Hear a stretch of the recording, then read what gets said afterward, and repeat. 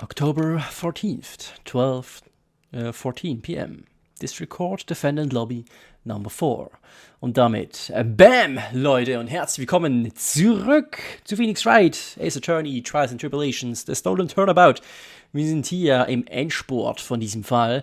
Wir haben Luke Atme aus dem Gerichtssaal nebenan herausgezerrt, weil wir ihn des Mordes anklagen möchten, anstatt unseres Klienten, Ron Delight, den wir im letzten Part so ein bisschen unter die Lupe genommen haben. Ja, es stellt sich heraus, dass Ron Delight vermutlich ausgenockt wurde im Büro von Kane Bullard, als er ermordet wurde. Und der wahre Mörder hat den Emergency-Buzzer gedrückt und dann ging der Alarm los. Nur leider war die Wache, also Larry, nicht vor Ort, also war es ein bisschen useless. Aber naja, zumindest hat das ein bisschen bewiesen, dass es eigentlich noch einen dritten Typen geben musste, der dabei war, weil Ron Delight sonst nicht versucht hätte, die Leiche zu verstecken hier, 10 Minuten lang. Von daher war das gut, dass er den Buzzer gedrückt hat, ne? Der kleine Luke Atme. Ja, dann gucken wir doch mal, was er heute so zu sagen hat. Im anderen Gerichtssaal. Beziehungsweise in unserem Gerichtssaal jetzt wieder. Ach ja, Mia ist scheinbar wieder erschienen. Ist ja eigentlich nichts Neues. Warum auch immer Maya die ganze Zeit überrascht sein muss. Und Phoenix. Aber gut. My sis? Could have sworn I heard Mia's voice. So then, she's still alive? Inside your heart? Nicky boy! Oh, Miss Delight. Is it true that detective is the real killer? To be honest, we don't have any definitive proof. But he's the only one who could have done it. But wasn't he at Lordy Taylor that night? Ja, sag ich ja auch, ne? Das ist halt so noch ein bisschen, ne? Wir haben ja ein Foto. Wo eindeutig, zumindest Mask the Mask, ne? Im Warenlager dort herumspazierte. Und er kann ja nicht an 2 Orten gleichzeitig sein. Also, vielleicht ist er noch ein Dritter im Spiel. I don't know. Vielleicht war es doch Larry die ganze Zeit. Der Larry. Der Batz. Not to mention, we don't exactly know his motive. I mean, why would Detective Abney want to kill Kane Bullard? Oops, it's almost time. I better get back to the courtroom. I need to find some solid proof. And it's gotta happen sooner rather than later. Ja, wow. Ja. Krasse Pause haben wir jetzt gehabt. Wir haben so viel herausgefunden jetzt, Phoenix. Jetzt haben wir bestimmt eine Chance. Now then, this court is back in session. Mr. Luke Atme, please take the stand. Da ist er wieder. Well, well, how do you do, Sir Lawyer? I never would have thought to see you acting so recklessly. I couldn't let them hand down your verdict just yet. Not when it would have given you your perfect alibi. An alibi by the name of Mask the Mask. I'm sorry, I'm afraid even the great Luke Atme has no idea what you mean. Of course, I have been in the next courtroom ever since 10 o'clock this morning. I'm afraid there's no way I could know what's been going on in here. You've been in the defendant's seat all day long, correct? Being tried as Mask the Mask. Indeed, it's surely child's play to fool the ignorant masses. Not only did the poor fools ask me to protect their valuables, they even gave me a generous reward upon returning their own property to them. Take this red diamond ring that sparkles upon my divine finger, for example. So you continue to insist that you are in fact Mask the Mask. Moment, darf ich mal kurz? Of course! Danke, Luke Atme. Dieser Red Diamond, der klingelt bei mir gerade so ein bisschen. War das nicht hier im Blackmail Letter sogar? Gucke mal. If you don't, I'll take that red diamond you received the other day instead.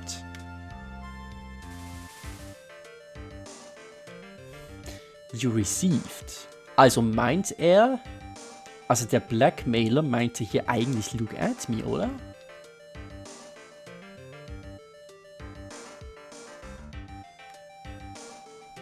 Oder? Wenn er das an... Wenn er das an Ron, also oder, beziehungsweise an Mask the Mask geschickt hätte, dann hätte er nicht geschrieben, I'll take that red diamond you received, sondern I'll take that red diamond that you stole oder was auch immer. Aber received bedeutet ja, ne? Er hat's halt, ne? Als Belohnung oder so gekriegt. Und das heißt, es ist ja also an Admi adressiert.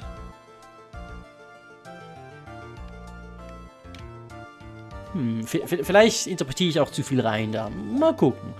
Of course! Danke dir, look at me, dass du mir die Zeit gegeben hast. Very well then, look at me. Let us begin with this simple question. On October 12th at 1 a.m., Kane Bollard was murdered. Where were you at the time? One without knowledge lacks even the knowledge that he should be ashamed of himself. But don't worry, I will not hold it against you, Sir Judge. Thanks. Alright, Mr. Admi, the night of the murder, speak.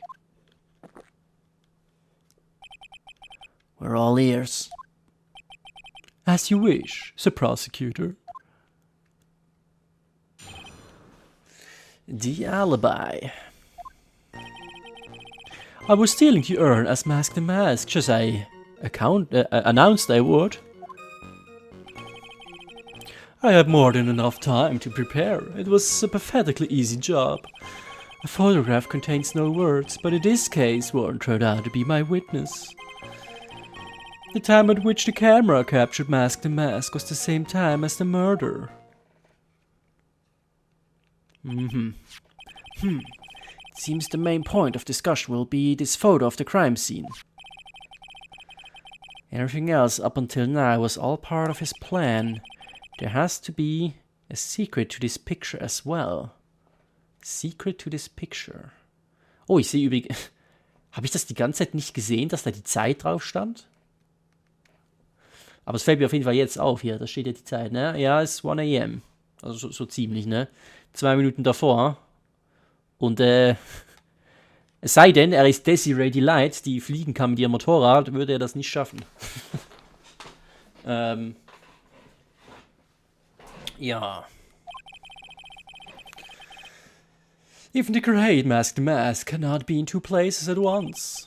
Now then, if you'll excuse me, I have a verdict to receive. Unfortunately, Mr. Admi, we still have to do your cross-examination. A fool is too foolish to know that he is a fool. Ich kenne jemanden, mit dem du dich blendend verstehen würdest nach dieser Aussage. I think he's trying to say that you're full of it, Nick. The only thing that's full of it is his alibi. Okay, mal gucken.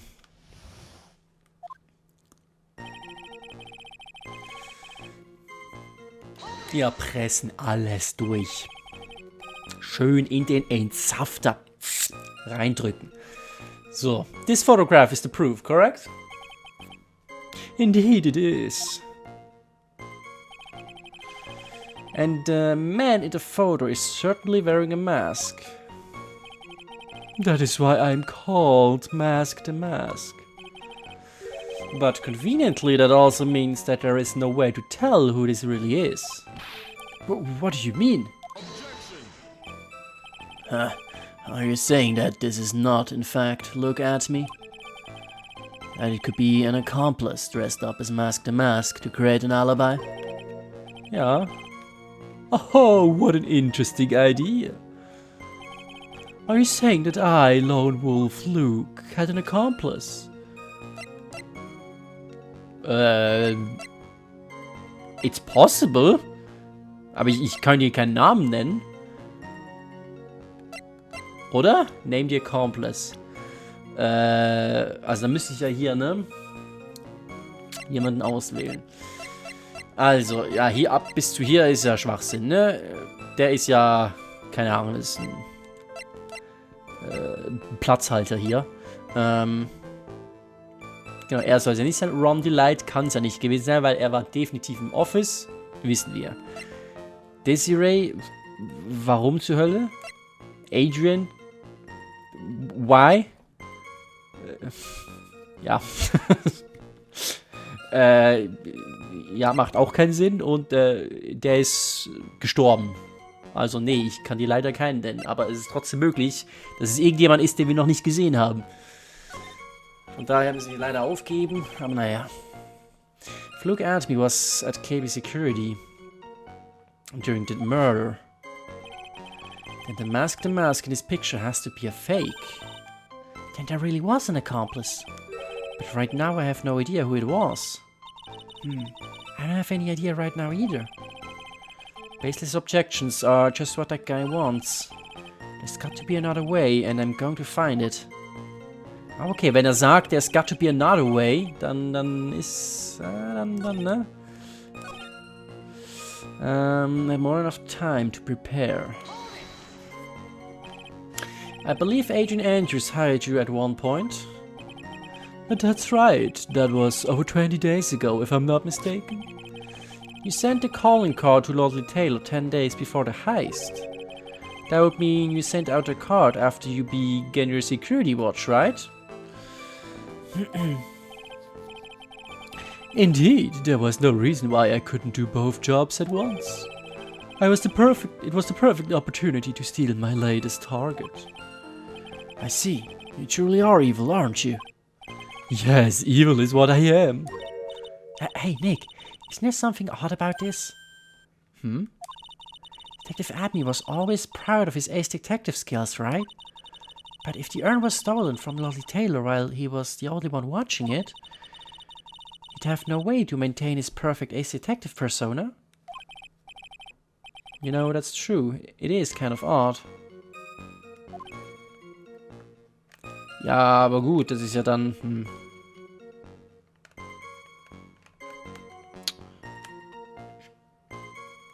Spielt ja für ihn jetzt keine Rolle, weil er ist ja jetzt nicht mehr Ace Detective. Er spielt ja jetzt den Mask the Mask. Von daher kann ihm das egal sein jetzt. Daher,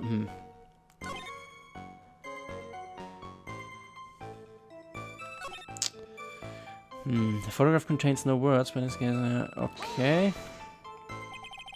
So by photograph you mean this piece of evidence here, is that correct? Indeed it is. That is it. The very thing that proves I committed the crime. The very thing that proves you committed a crime. When you think about it, it's really odd. You say that almost as if you had this picture taken on purpose. He was simply caught by the very camera that he had set up. We all have days like that. Indeed, it turned out that there was no such thing as the perfect crime after all. Ja, das ist halt schon... Ja, aber... Naja, muss es halt so sehen. Ja, nee. Moment, ich drehe mich hier ein bisschen... Ich denke über 5 Ecken gerade, anstatt über nur eine Ecke. Also, wenn er Mask the Mask sein will, dann hat er ja Kane Bullock nicht ermordet, ne? Das heißt, er ist tatsächlich in Lolly Taylor eingebrochen, ne?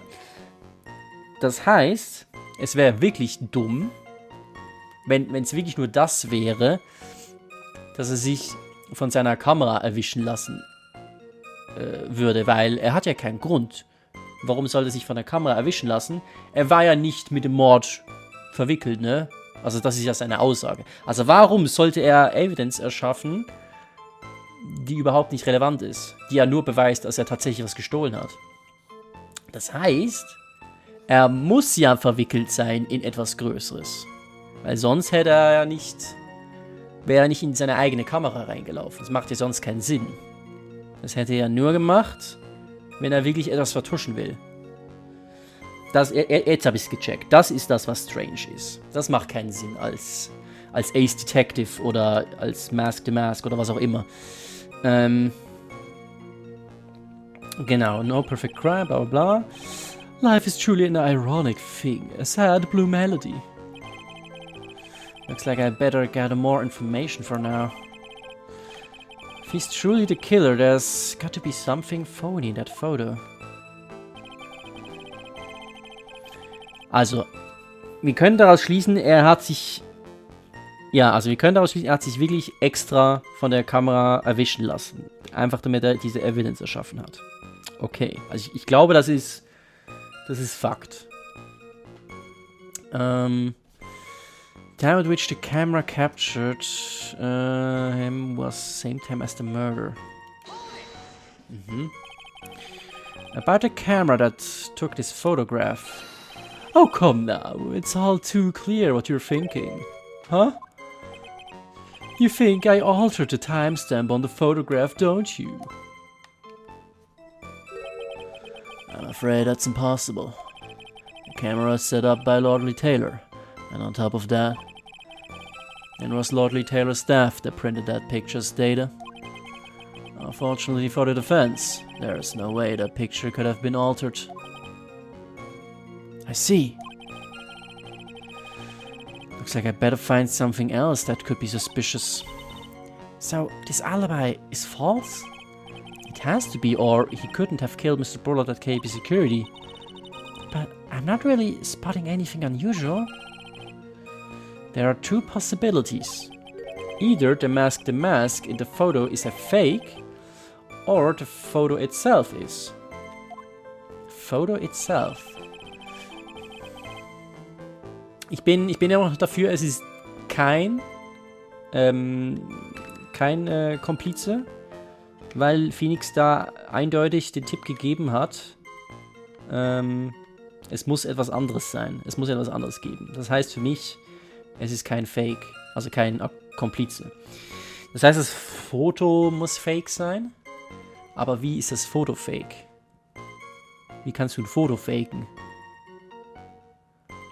Hieß es nicht mal, Moment, also die Kamera war von Lordly Taylor, hat er jetzt gerade gesagt, aber ich meine mich zu erinnern, sie haben mal gesagt, die Software auf dem PC war von Luke Atme.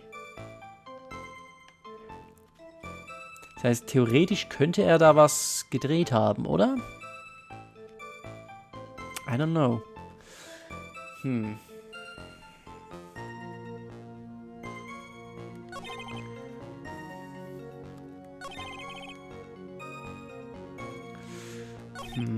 Time which the camera capture mask was seen. Also, warte mal,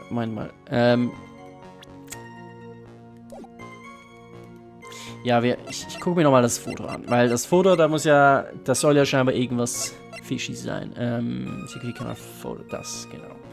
Also, wir sehen Mask the Mask, ohne seine Brosche da. Wir sehen den Farbfleck.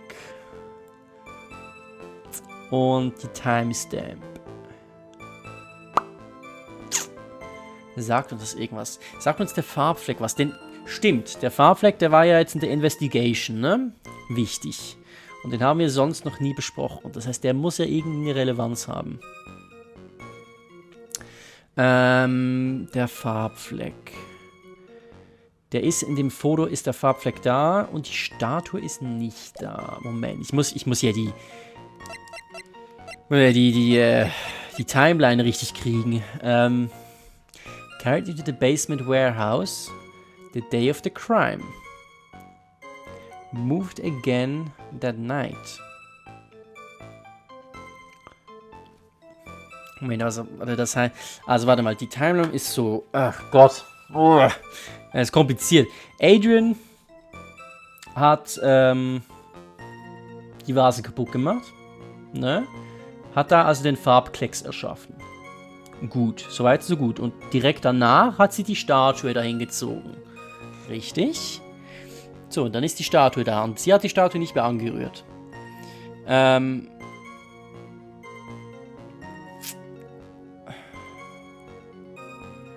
heißt... Und... Im Foto ist die Statue weg. Was bedeutet das? Dass er...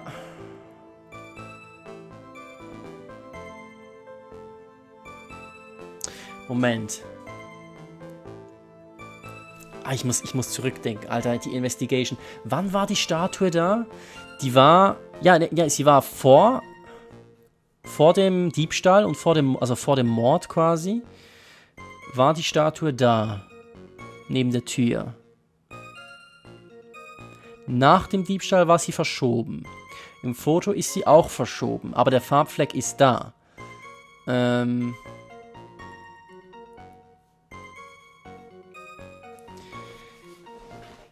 Vielleicht bin ich auch komplett auf der falschen Pferde, aber ich habe das Gefühl, es muss was mit dem Farbfleck zu tun haben. Ich sehe es nur noch nicht mit die Timeline. Das heißt einfach nur, dass Look at Me quasi die Statue vorher verschoben hat. Bevor er die Urne gestohlen hat. Und das hätte er ja machen können, oder nicht? Das wäre, glaube ich, kein Problem gewesen. Weil er war ja beim Computer, ne? Hat er einfach die Statue kurz weggezogen. Kurz bevor er die Urne stiehlt. Sollte ja klar gehen eigentlich, oder?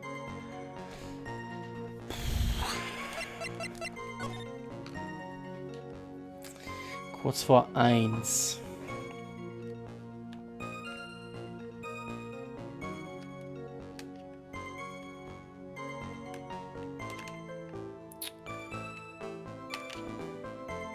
Oder haben wir irgendwie...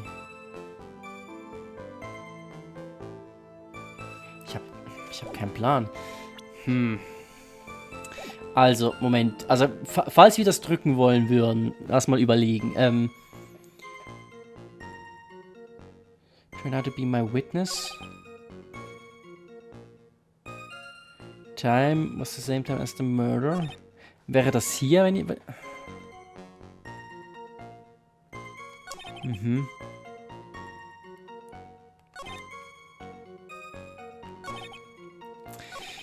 Also, könnten wir, dann überlegen wir erstmal, ob wir was anderes machen können. Disannounced I would. Ja, da kann man glaube ich nichts drücken. I had more than enough time to prepare. Das stimmt halt auch. Ich drücke nochmal, vielleicht kriegen wir einen neuen Text. Jetzt haben wir alles einmal durchgedrückt, das heißt, wir drücken jetzt nochmal alles durch. Vielleicht gibt es jetzt extra Text noch. Correct. Wearing a mask, ja. Bla bla bla. Objection.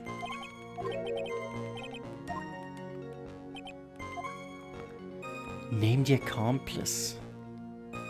Also, ich kann mir halt wirklich nicht vorstellen, wer das aus unserem Court Record, wer das sein soll. Da macht halt niemand auch nur ansatzweise Sinn. Niemand. Von daher, das ist halt Bait. Das kann es nicht sein. Die wollen, dass ich das Leben verliere, ich sehe schon.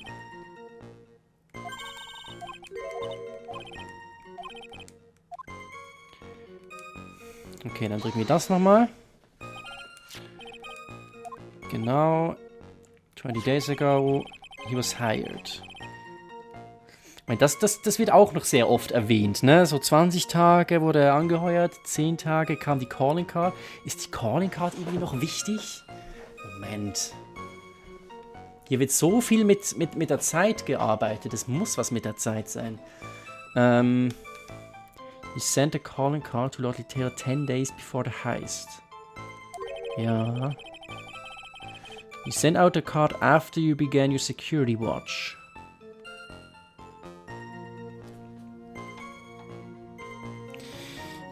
Ja.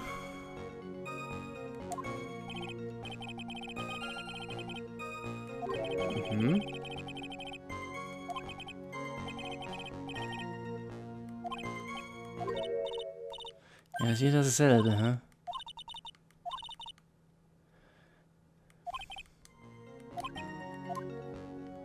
This kind of art. Dann pressen wir hier nochmal.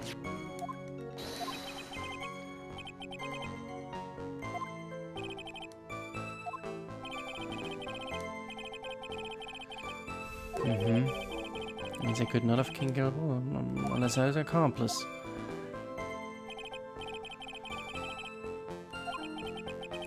Basement warehouse and this picture that supposedly captures it. It's got to be here. Isn't there something funny about this picture? Oh, war das neuer Text hier, merke ich gerade? Ich glaube schon. Isn't there something funny about this picture? You bet there is. Ich bin mir todsicher, sie meinen die Farbe. Ich meine, es ist klar, weil die Farbe ist erst jetzt wichtig geworden. Aber ich kann noch nicht sagen, was. Aber es muss garantiert die Farbe sein. Ich kann nur nicht den Finger drauf zeigen. Aber ich mach's jetzt mal. Are you implying that this picture is a fake? You bet I am. There's definitely something strange about this picture. We took a look around the basement warehouse that night before the theft took place. And there's something in this photo that doesn't match my memory of that night. Ja, dass die Statue halt nicht da war, ne? Aber das kann er einfach easy wegräumen. Und es wurde ja auch weggeräumt, wie wir gesehen haben. Naja, das verstehe ich noch nicht ganz.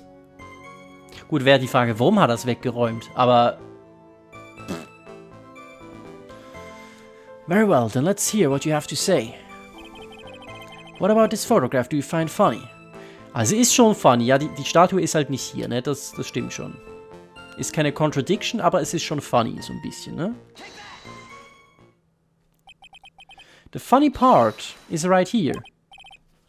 Why, this is a blood stain. Blood? No, this case is getting interesting. Not exactly. This stain is actually pink paint. Oh, just paint. And peach colored at that. From a blood to peaches, the judge sure loves going on his wild tangents. The problem with this photograph is not the paint. The problem is when you consider the layout of the basement warehouse. It turns out that something that should be there is nowhere to be seen. Yeah. Well, Mr. Wright? What is supposed to be in this picture instead of the paint stains? Ja, die Statue dann, ne? Also ich glaube, dann waren wir schon auf der richtigen Spur. The supervisor of the treasure exhibit stated the following. Well, there's a good reason for that. On the day of the crime, around noon, that golden statue just happened to arrive from the mountain training hall.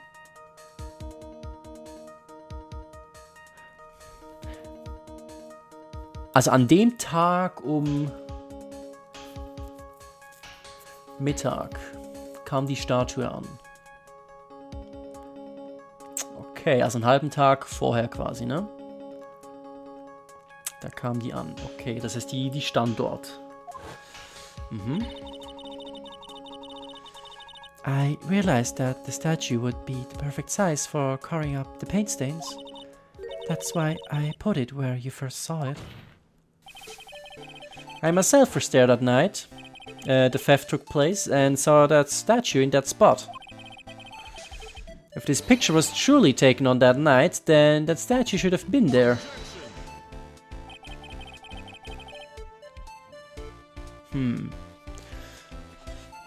But when I went there the day after the theft, the statue of the old bag was sitting in the corner. Perhaps it was somehow pushed there accidentally. Your Honor, this statue is slightly larger than yourself and quite heavy. It would take more than an accidental push to move it that distance. In that case, can you prove it? Can you give us the rhyme and reason as to why that statue was moved that night? Can you do it, Nick? Never mind who moved it. The real question is, why did they move it? Ja, eben, das ist die Frage. Warum sollte er das halt moven? Well, Mr. Wright, I hope you are prepared with your answer. Now then, who was the one that moved the golden statue on the night of the crime? Ja, also in dem Fall kann es ja nur einer gewesen sein, und zwar der Dieb, beziehungsweise Luke Archme.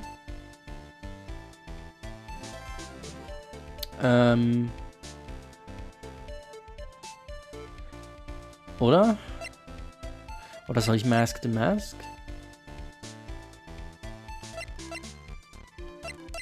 Wen drücke ich jetzt hier? Weil im Foto ist ja Mask the Mask. Aber wir wollen ja eigentlich Look at Me anklagen. Ich glaube, ich gehe mit Look at Me. Ja, Look at Me.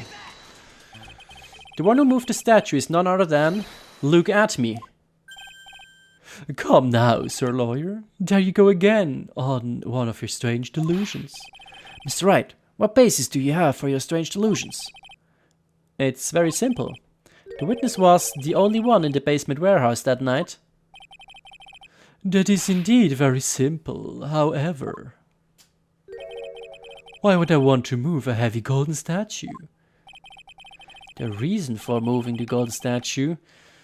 Here's where our battle really begins. Well, Mr. Wright, what reason did the witness have to move that statue? The reason can be found here in this photograph.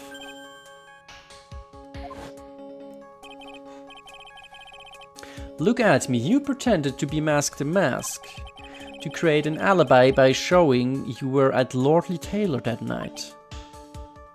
Yeah? But this photograph contains a single fatal flaw.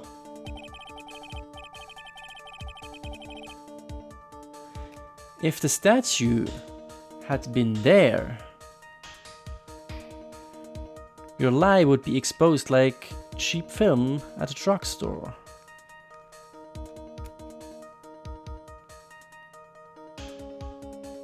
Aber warum, hä? That is why you had to move the statue. A single fatal flaw. Interesting theory. Please enlighten us. Just where in this picture does this lie exist?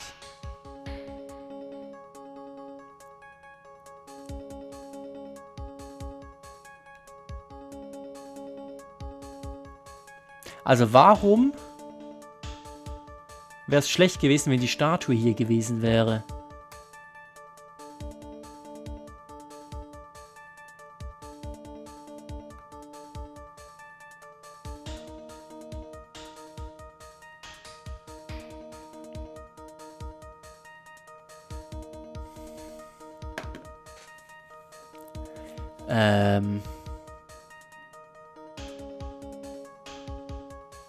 Moment, hä? Ich bin wieder verwirrt. Also, Moment. Er hat die Statue... Moment, also ich muss... Also, look at me. Er war ja... Zum Zeit des Mordes, direkt war er ja im Office, ne? Weil, er soll ja Kane Bullard ermordet haben, ne? Also, um 1 Uhr war er im Office. So, wir müssen das jetzt einfach mal als Fakt ansehen, ne? Das wollen wir ja beweisen. Um 1 Uhr war er im Office. Da die Statue aber nicht mehr da war, später, ist er nachher nochmal zu Lordly Taylor gegangen und hat die Statue verschoben.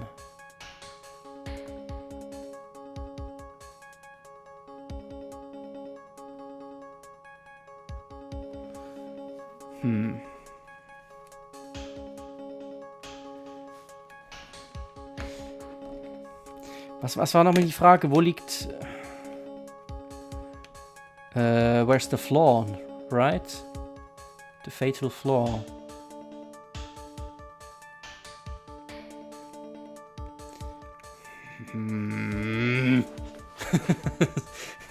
Ich sehe es nicht. Die Kiste? Weil die keine Farbflecken haben. Ich bin gerade extrem lost. Ich kann mir das Ganze irgendwie nicht zusammenreimen. Gerade. Merkt ihr vielleicht, ne? Soll ich nochmal den Farbfleck drücken? Ich muss irgendwas drücken. Leider kriegen wir 3 Balken Schaden. Das ist schon echt viel.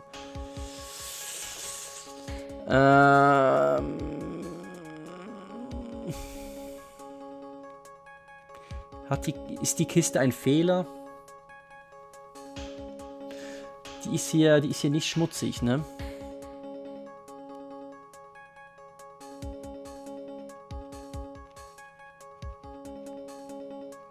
Aber sie müsste schmutzig sein. Wobei, vielleicht ist es auch einfach hinten schmutzig. Das kann ja sein. Der Deckel ist ja scheinbar hier hinten und nicht hier vorne. Also das ist es nicht. Was können wir sonst noch drücken? Wahrscheinlich Mask the Mask können wir wahrscheinlich drücken. Dann das hier. Vielleicht die Zeit. Wie gesagt, das Programm war ja von ihm. Wobei die Zeit, der Zeitstempel, der ist ja von der Kamera. Das macht wahrscheinlich nicht das Programm, sondern die Kamera.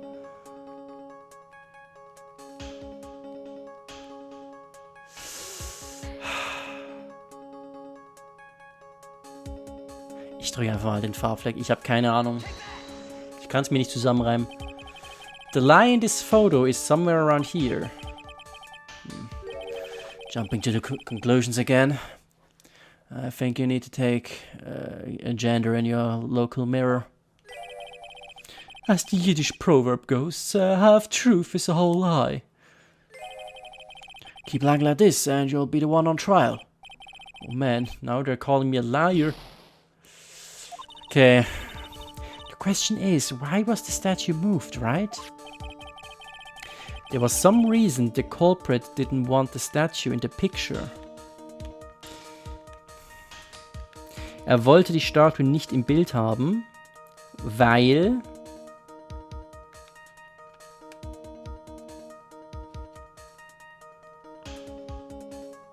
halt auf dem Bild keine Statue war, ne? Aber warum?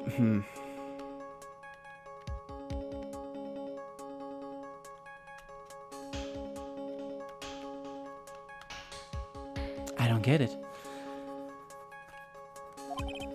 At least, that's what I thought. I'll ask you again, Mr. Wright. Just where in this picture does the lie exist? Also, es ist nicht das. Die Box oder Mask the Mask oder vielleicht die Zeit. Ich drück mal die Zeit. Okay, es ist die Zeit. Aber warum?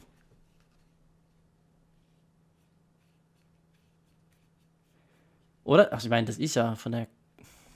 Ich gehe mal davon aus, dass die Kamera halt die Zeit automatisch abstempelt, so eine Security-Kamera. Naturally the lie in this photo is the timestamp. What do you mean? Ja, Phoenix, what do you mean? I'll tell you exactly what I mean. Please. On the night in question, Luke Atme went to KB Security and murdered Kane Bullard. Therefore, it's obvious. It would have been impossible for him to have been at Lori Taylor at this time. Ja, no shit, aber die Frage ist... Phoenix,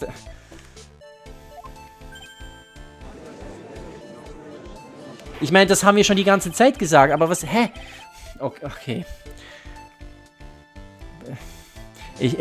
Egal. But what does that have to do with the statue being moved? Exactly. Danke, Judge, für die wichtigen Fragen. Remember, if you will, Your Honor.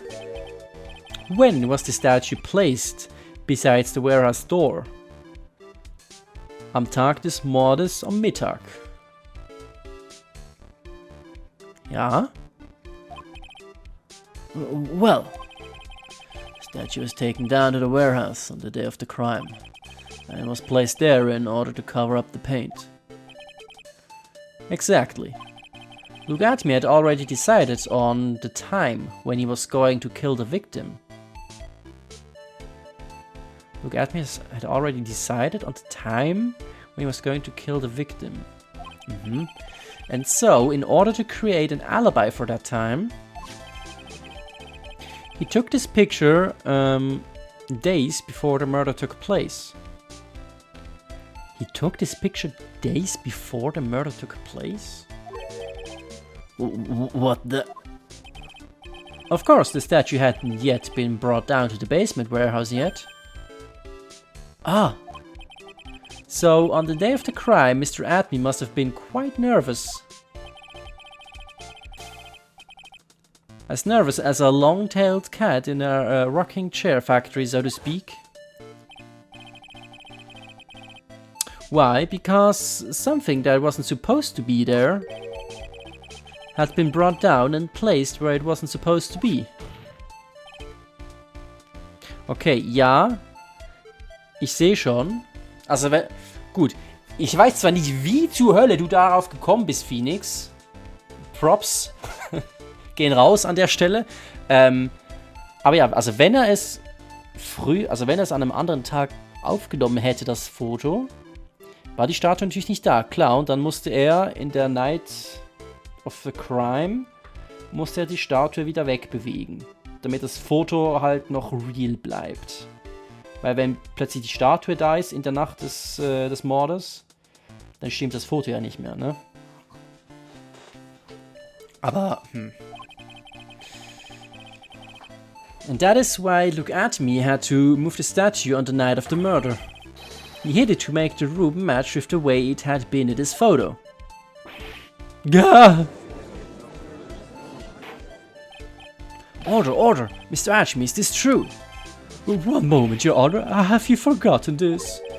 What's that? The data for the basement warehouse computer. According to this, the camera did indeed go off on the night of the crime. It's true that the camera had been set up by the Lordly Taylor staff. However, the program used to manage that data was yours.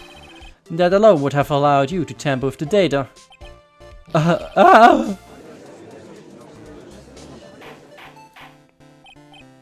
Order! Mr. Godot, what is the meaning of this?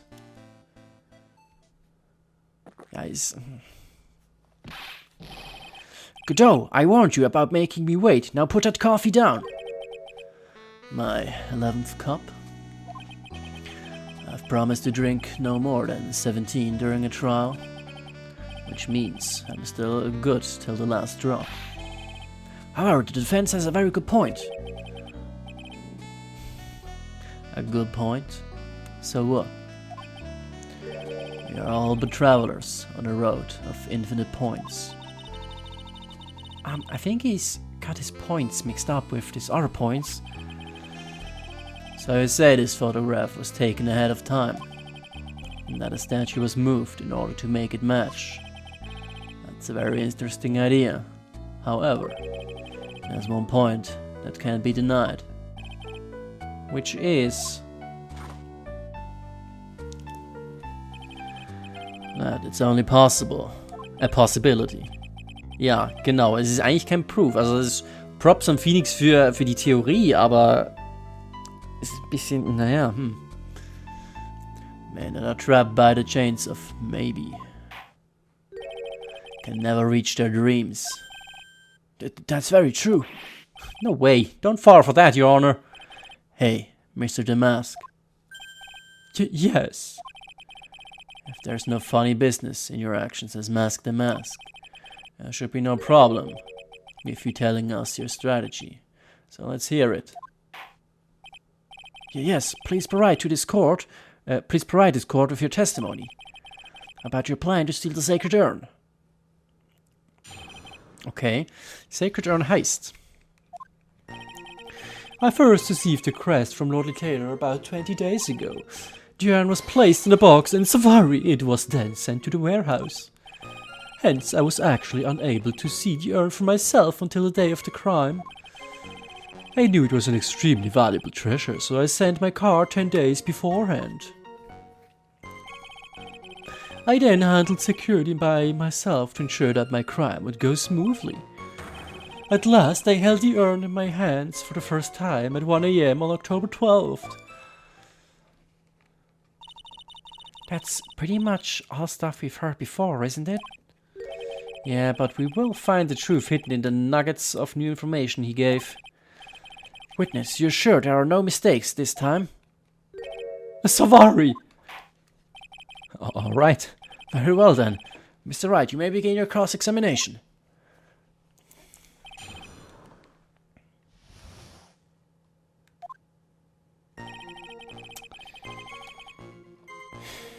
Ja.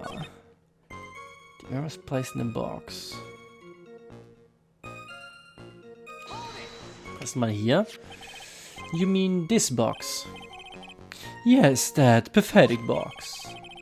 Lady Andrews was especially taken with that urn, and she would let anyone enter the storeroom, not even me. Ah, interesting new tidbit. Ja, wahrscheinlich, weil sie kaputt gemacht hat oder so. Oder, unable to see the urn for myself until the day of the crime. So you're sure that you had never seen the urn before? Indeed, you may ask Lady Andrews to confirm for yourself. My security was focused entirely on the entrance to that warehouse. However, look at me, let no information whatsoever slip through my fingers. Okay, extremely valuable treasure. You mean this calling card? That's right, that is, without a doubt, my calling card. Guess Mr. Delight didn't make this after all. Of course, because Admi knew about the emblem. Making his card authentic would have been child's play for him.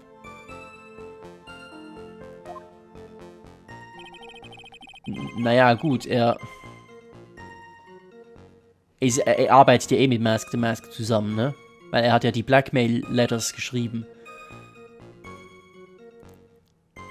Von daher weiß er wahrscheinlich sowieso Bescheid. I didn't handle security by myself. Then no one entered the basement warehouse. Unfortunately, there were many different treasures being taken there. Thus, for a period of approximately 5 days, people were indeed going in and out of the warehouse. And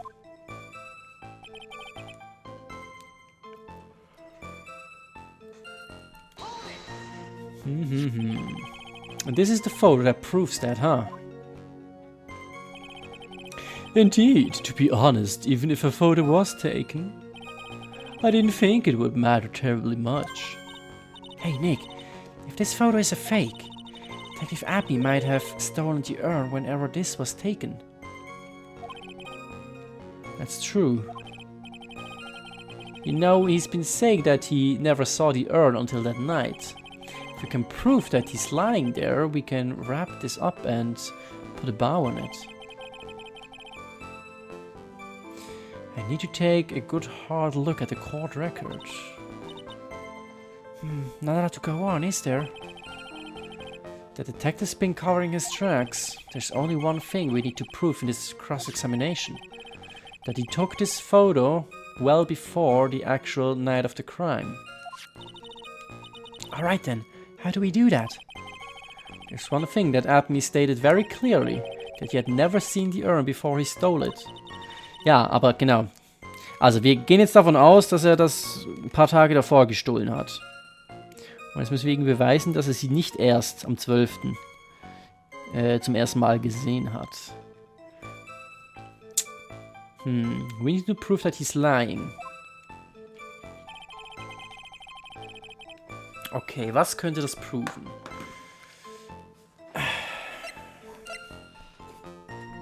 Treasure Exhibit Poster.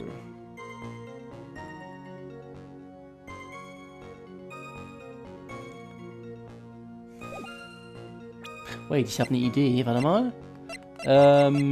Wo ist die Urne? Da ist die Urne. Also, broken and repaired by Adrian 2 weeks ago.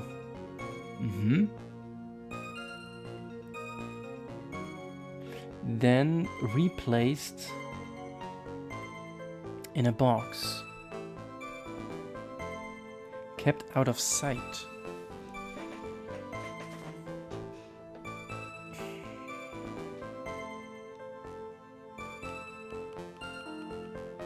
Also, was vielleicht noch interessant ist, 2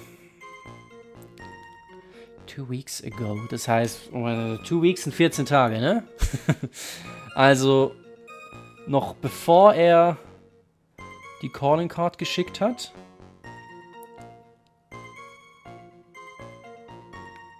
Das heißt, also, wenn er sie gesehen hat, die Urne, dann hätte er wahrscheinlich noch die Version mit I am gesehen, nehme ich mal an. Ob das irgendwie wichtig ist, weiß ich auch nicht. 2 weeks ago.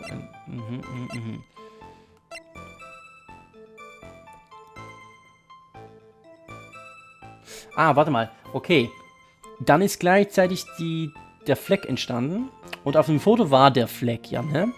Das heißt, er hat die Urne gestohlen, nachdem die Box gedroppt wurde, ne? Das heißt, nachdem Adrian sie repariert hatte. Okay.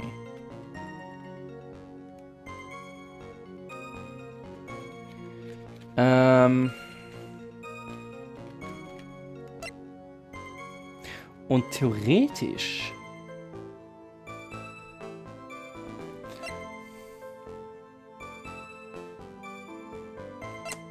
Oh nee, ich bin wieder irgendwie so um 5 Ecken mal wieder. Ich bin, glaube ich, zu deep. Also, was müssen wir nochmal beweisen? Dass er die Urne schon gesehen hat. Runs Testimony. Stealing, bla bla. Nee, das ist alles Kane-related. Found in the shadow of army face statue. Oh, interesting.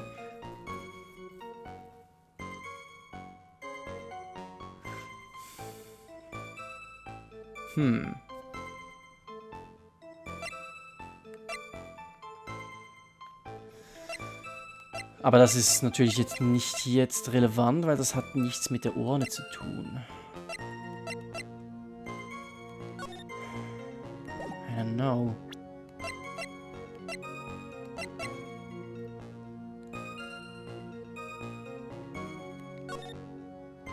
Oh, wait, da können wir vielleicht nochmal den Text lesen. To the security at Lolly Taylor, I will be coming. Haben wir das überhaupt schon mal gelesen? Ich glaube nicht.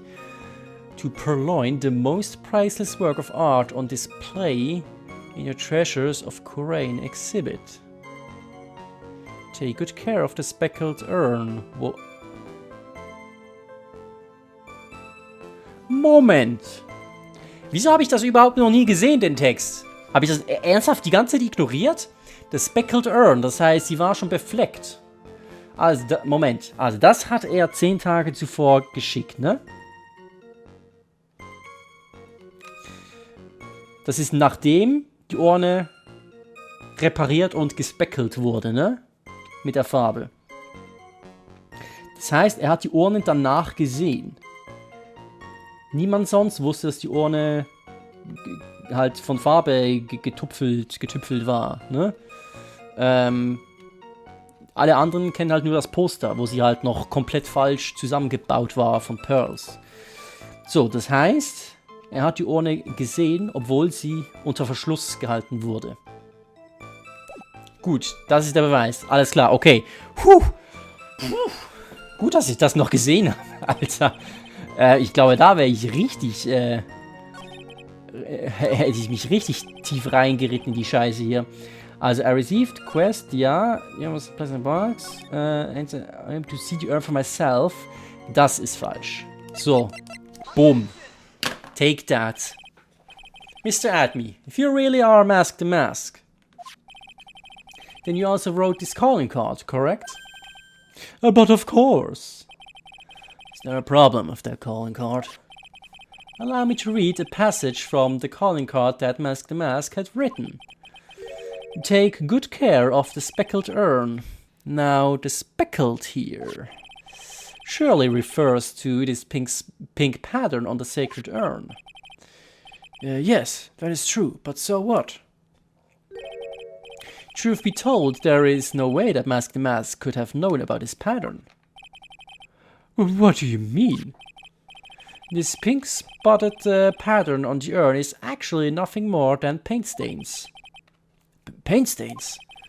And these stains did not appear until after the urn had been taken to Lordly Taylor. I'm not finding this joke to be very funny, Mr. Wright. The day that said that the sacred urn was taken to the warehouse. The air was broken due to human error, or should I say, an error-prone human. Das Spiel ist einfach so, why? And that's when the pink paint got on the urn. You can't be serious. And yet this calling card clearly mentions the paint pattern. Which means Detective Abney had seen this urn long before the crime ever took place. In fact, he saw it when this fake photo was taken. And because this photo is a fake, your alibi for the night of the murder no longer holds water.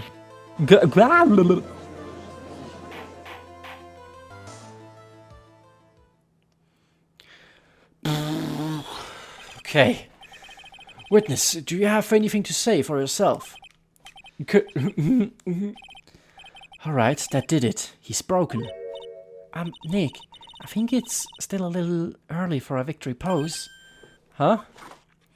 Ja, es sind noch keine 17 Tassen. It's so sad. No one has any conviction these days. Conviction, you say? Yesterday we all decided, anonymously, that this man was Mask the Mask. And now, we're calling him the murderer. You don't think we're being a tad fickle? That's a good point. No, wait, don't fall for that too, Your Honor. You say that Luke Atme was the one who killed Kane Bullard. And let me ask you this. Why would he do that? An excellent point. Motive, Mr. Wright, motive. Might you my merry murderous motive manifest? Nick, he's getting his second wind. If he prepared an alibi and pinned his crime on Ron Delight, as you say, he must have had a very strong motive for murder. The only one with any motive we've seen is Ron Delight. Isn't that right, Detective? Indeed, according to my own research, the boy's motive is clear. Vielleicht kommt jetzt das ein Spiel, was ich vorhin schon bemerkt habe. Der rote Diamant, der im Blackmail Letter vorkam. Das war an Luke Atme adressiert, nicht an Ron Delight. Und vielleicht hat Luke Atme einfach den Brief weitergegeben an Ron. Aber warum hat er überhaupt den Blackmail Letter an Luke Atme geschickt? Without a motive, it's nearly impossible to prove guilt in a murder case. Now then, maybe you can enlighten us to what the defendant's motives were. I'd be honored to, Sir Oldtimer. They're doing everything they can to make Ron look suspicious. Despite our lack of hard information, this may be our only chance. Motive for murder. Luke Atme had no points of contact with the victim whatsoever. Kane Bullard decided to investigate Mask the Mask and simply mistook who he was.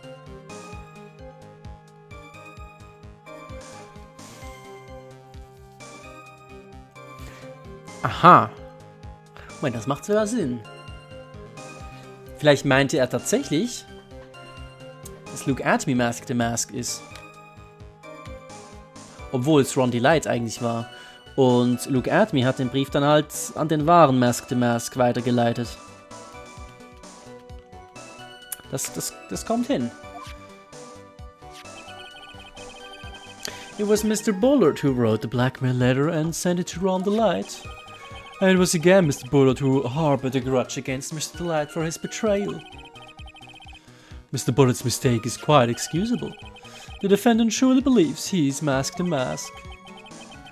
And that is why Mr. Delight saw it fit to kill Kane Bullard. Truly a tragedy. So the victim, Kane Bullard, blackmailed the defendant. This is the blackmail letter found in the defendant's apartment. The handwriting test confirms that Mr. Bullard was indeed the one who wrote the letter. What? Okay. Found in Ron Delight's room, written by Bullard. Ja, obviously. Das war, denke ich, klar. Very well. Mr. Wright, begin your cross-examination. Okidoki. Wir pressen. And who in the world is going to prove that? I will. After doing a thorough background check of Detective Abney and Ken Bullard, we are unable to find any links between them. It's all in the report. Perhaps they were connected through their work. They were both involved in security. Nope. That was blunt. In any case, the only one with a motive was Mr. Delight.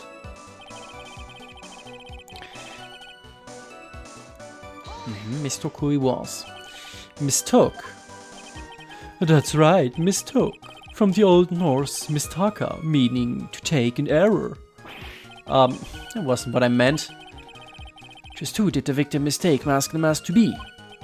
Why, the answer is obvious. Ron Delight, of course. Boy, I'd like to wipe that smug look off this guy's face. Press harder, Phoenix. Drück die Nase rein, richtig schön rein. Why would the victim mistake the defendant for Mask the Mask? Don't you already know that? Savari, take a look at this newspaper. Oh, that's the famous Tear of Ammonon, a magnificent jewel. That photo shows a magnificent detective as well, does it not? War das at me? Furthermore, it also shows an ugly guard, namely the defendant. The defendant? The victim clearly misread this article, and Savari! He got the wrong impression. The impression that this ugly security guard was in fact Mask the Mask.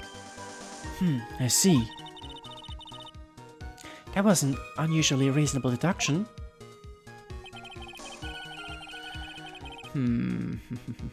Senator on the lights.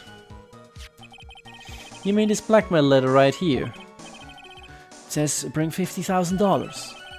And the handwriting is without a doubt the victim's. There's no mistake. We have an official report to prove it. But I don't see an addressee on this letter anywhere. An addressee? This letter was discovered in Ron Delight's apartment. And Mr. Delight did show up at the designated place and time. The fact that there is no addressee is irrelevant. I wonder.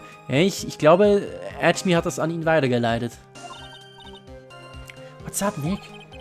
I just had a thought. What if that blackmail letter wasn't meant for Mr. Delight? Whoa, do you have any evidence of that? For some reason I just can't shake the feeling that there's something not quite right about this blackmail letter. Ja, der rote Diamant. Schön, dass du es nochmal zeigst allen. Bling bling. Well, everyone, are you quite satisfied?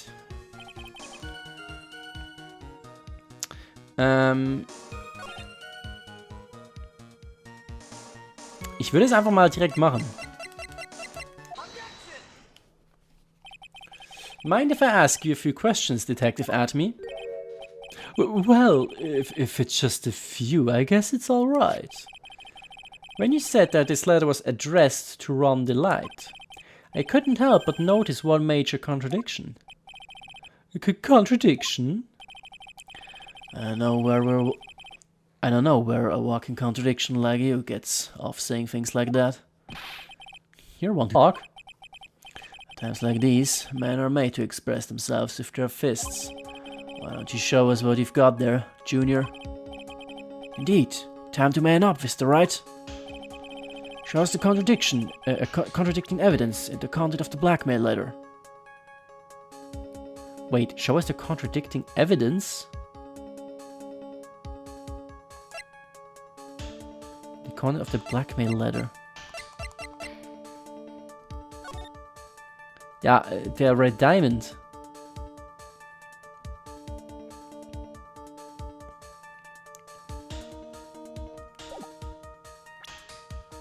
Wait, vielleicht der Article? Wo ist da? Was steht da nochmal? The Gem and the Thief. Nee, warte mal. Haben wir irgendwo Evidence, dass er den Diamanten bekommen hat? Nee.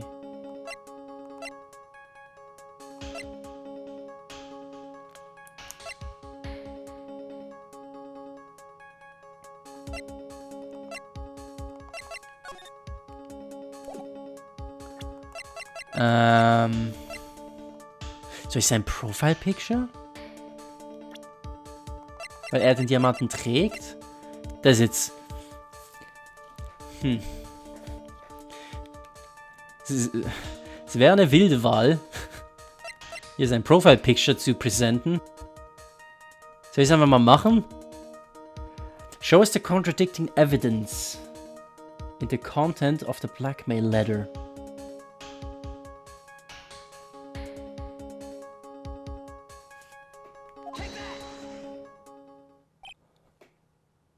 A little 2-1 punch like that wouldn't even faze me. Yes, das war richtig!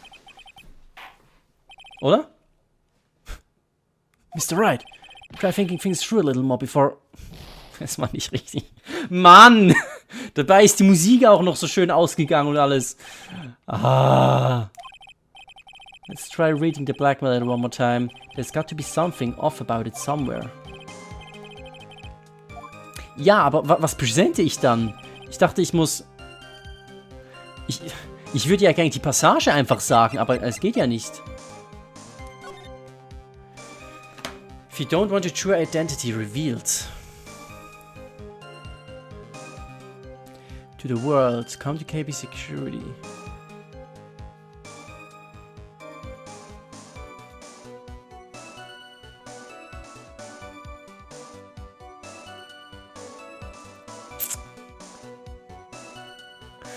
Oder hat es was mit True Identity zu tun?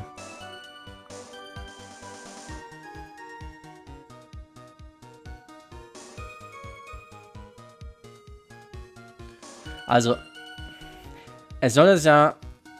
Also, look at me meint, Kane hat Ron diesen Letter geschickt.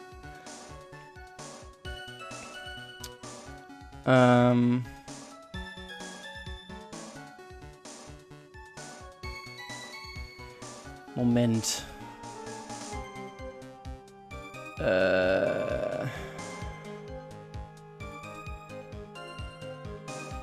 Ja, nee, es muss der Red Diamond sein. Ja, aber was präsente ich denn dann?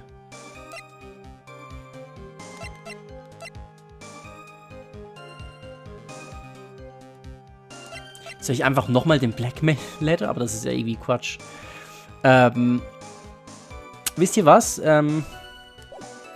Ich will einfach mal kurz, ich will ihn mal safen. Einfach, weil ich nicht den ganzen Trial nochmal will durchhasseln, wenn ich dann mein Leben verliere. Einfach nur um Zeit zu sparen. Also, vielleicht, warte mal,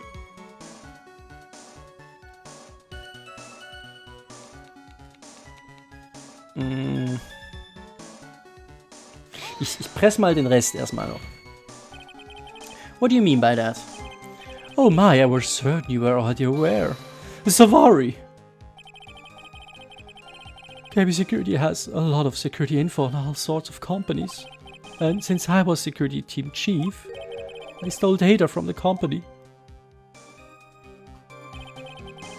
Kane Bullard had to forgive young Mr. Delight, which is why he sent him that letter upon mistakenly believing he was the thief.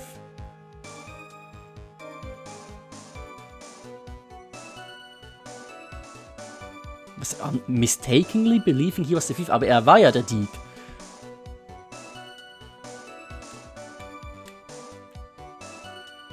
Hä?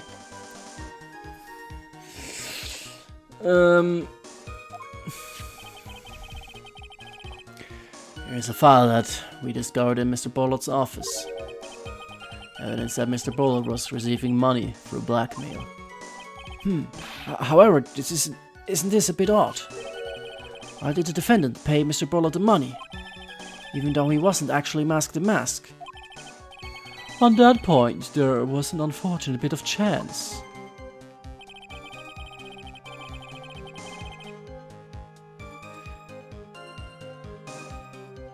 Wait, hatten wir das Testimony vorhin schon?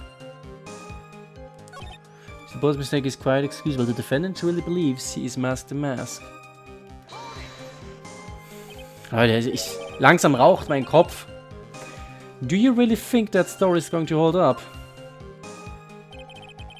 That assertion is not merely my own, I'm afraid. What do you mean? I have here a memo from Ron Delight's wife, Desiree Delight.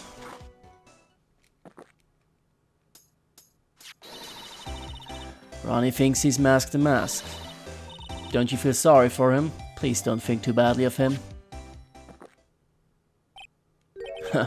Well, Mr. Wright. Was he trying to act like Mr. Delight just now?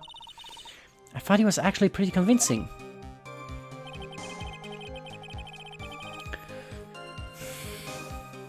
Warum müssen hier auch noch so viele Statements sein? Mann! Yeah, tragedy. Now that's just your imagination talking. Come now, sir lawyer. I'm afraid imagination isn't the right word for it.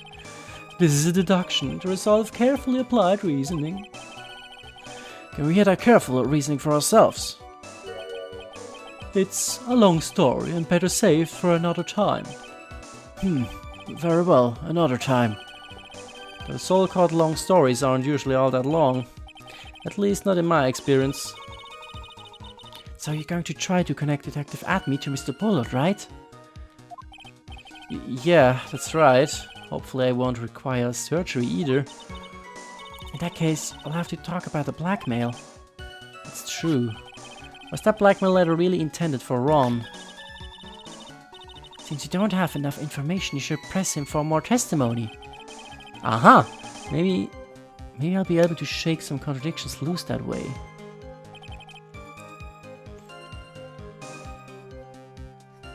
Ich drück nochmal alles durch.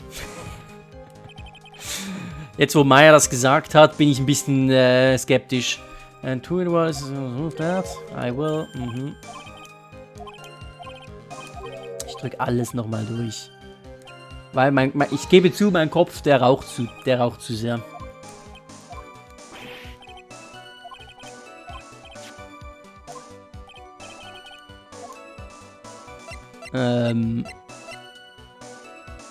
Ich mach mal Leave It.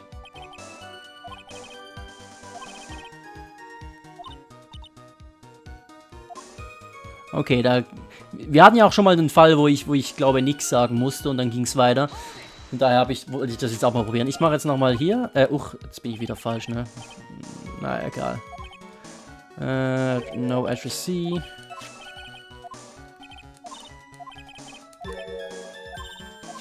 Ja, das sind wir noch dasselbe. Okay. Genau. So, dann nochmal das und dann möchte ich nochmal pressen. Ja. Press harder. Kriegen wir hier was Neues? I already know that.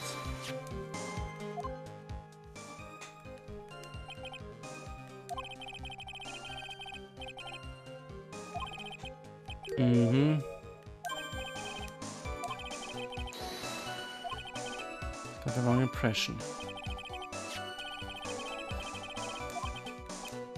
I see. Okay, das haben wir jetzt schon gedrückt. Dann hier nochmal.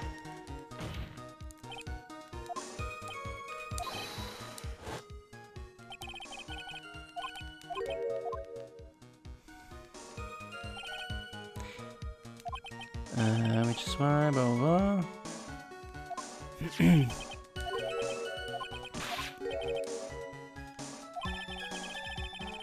There was actually masked the mask.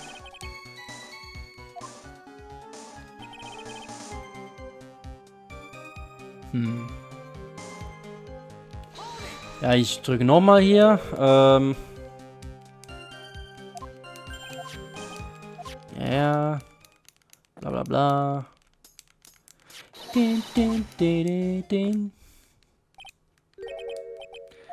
Well, Mr. Wright. Ja, Mr. Wright. What now? Ja, das müssen wir nicht nochmal drücken.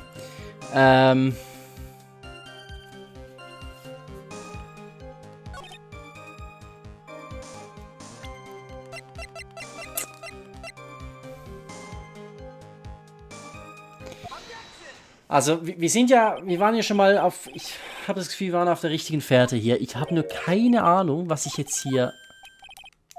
Contradiction, ja. Time to man up. Shows the contradiction. Ist hier noch was drin? Nope.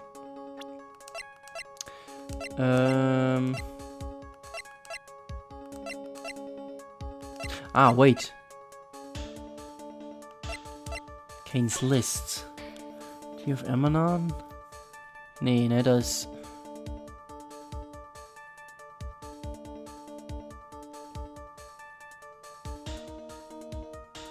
Ich könnte halt eventuell das drücken. Das sind ja alle gestohlenen Dinge, ne? Ich könnte das drücken und dann behaupten, also nicht behaupten, sondern sagen, unter den gestohlenen Sachen ist ja kein roter Diamant, ne? Also macht der Blackmail Letter keinen Sinn. Right? Das könnte ich machen, das ist noch eine gute Idee. Und ansonsten drücke ich nochmal Blackmail Letter, weil ich will halt ich will den roten Diamant halt. Ich probiere jetzt das mal.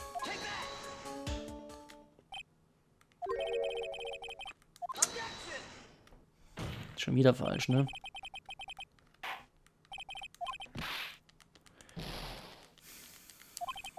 Wir haben ja gespeichert. Von daher...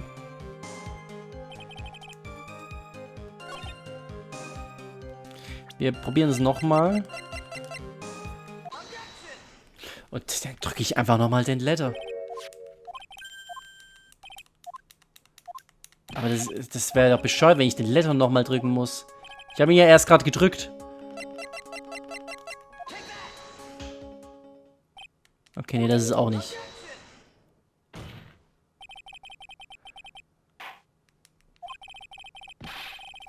Wait. Options? Nein! Ich war zu langsam! Nein! Jetzt kann ich nicht mehr laden. Jetzt muss ich hier die ganze Animation nochmal durchleben. Ja, okay. Guilty! Well, sorry, Ronnie. Vielleicht nächstes Mal.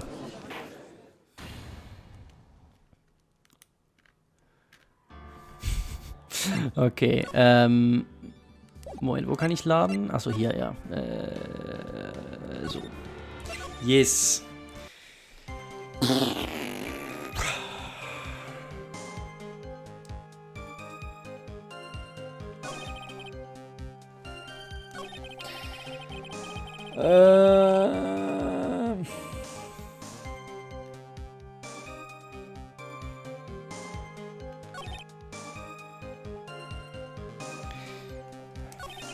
Also, gibt's noch was anderes?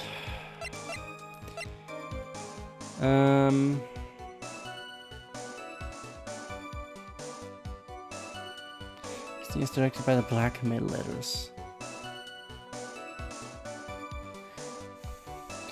Ich bin verzweifelt. Deshalb, ich drücke einfach wild jetzt drauf los. Wie gesagt, mein Kopf raucht zu sehr. Ich blick nicht mal durch. Also, wir fangen an mit dem Blackmail Letter, natürlich. So. Was ich auch noch machen könnte, ist,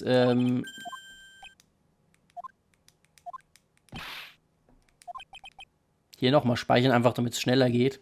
Aber passt schon. Shows the contradiction.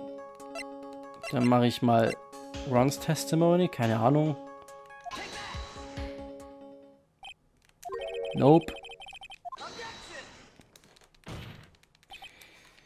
Wir sind ja noch nicht Game Over, also alles gut.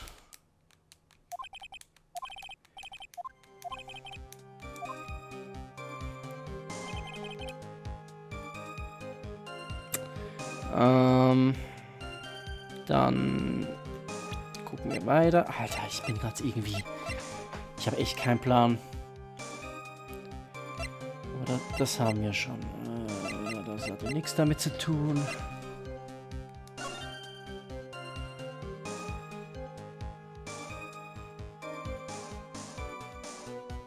Ah, oder soll ich das pressen, weil der Diamond hier oder Gem, was auch immer, nicht rot, sondern blau ist?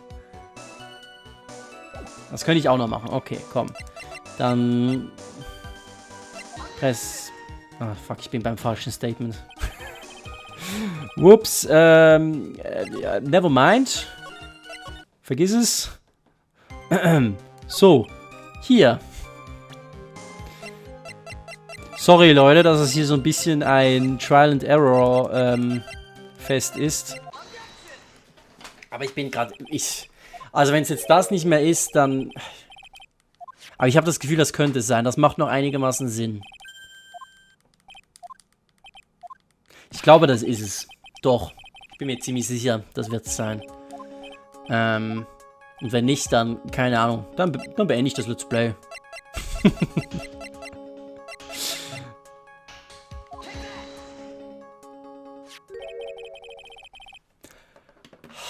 Halleluja.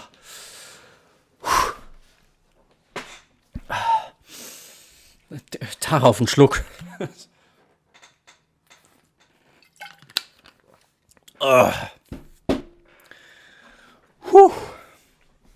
Jesus. Take a good look at this newspaper clipping. It contains a picture of the Tear of Amanon, the stolen jewel. What about it?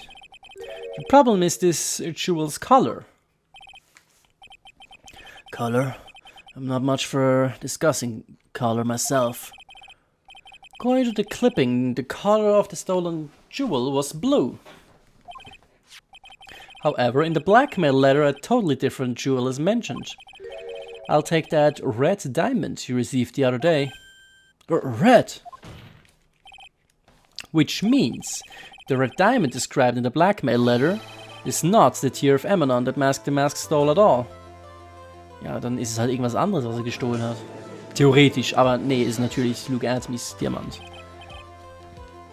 And your point is, Mr. Wright? So you're trying to say that this blackmail letter was intended for someone else? That is what you're trying to say, right, Wright? That is what you're trying to say, right, Mr. Wright? Well, is that what you're trying to say, right, Nick? Yes. This is who Kane Burlord was actually blackmailing. So, jetzt kommen wir wieder in ein einfaches Gebiet. Naturally, it was you, Detective Atme. Do you have some sort of basis for that claim? You have been personally involved in every single Mask the Mask case. And in the last case, you recovered what was stolen and received a jewel as your reward. A jewel? Probably the one wrapped conspicuously around your finger. That red diamond ring.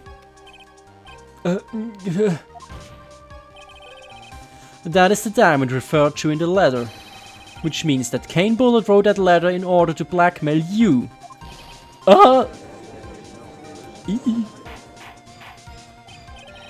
Order in the court. Order, I say. It seems you've gone too far with your childish pranks, Mr. Wright. Uh-oh. I don't like the way he said that. Kane Burrell blackmailing Luke Atme. Are you for real? Yes, I am. Nick, come on, stand up to him. And answer me this. The blackmail letter contains the following passage. If you don't want your identity revealed to the world. Yes, it clearly does. Kane Burrell threatened to make Luke Atme's identity public knowledge.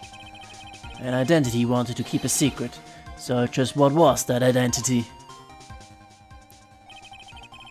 Atme killed Kane Bullard because he was afraid of his secret becoming known. What was the identity he wanted to keep secret? This is what it all comes down to, Nick.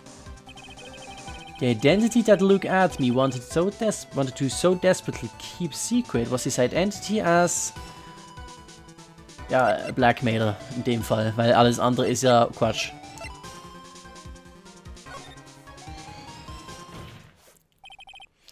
Look at Me was a blackmailer. Hey now, isn't that a little different from what you've been saying? You said that Kane Buller was the one blackmailing Look at Me. Are you saying that Atme was blackmailing someone else on top of that? You have to admit that does sound a little odd. It's not odd, it's the only thing that makes any sense. Kane Bullard was blackmailing Look at Me, but Ron Delight was also being blackmailed by a certain someone. So, did you start receiving blackmail letters after this incident? Yes, just a few days here from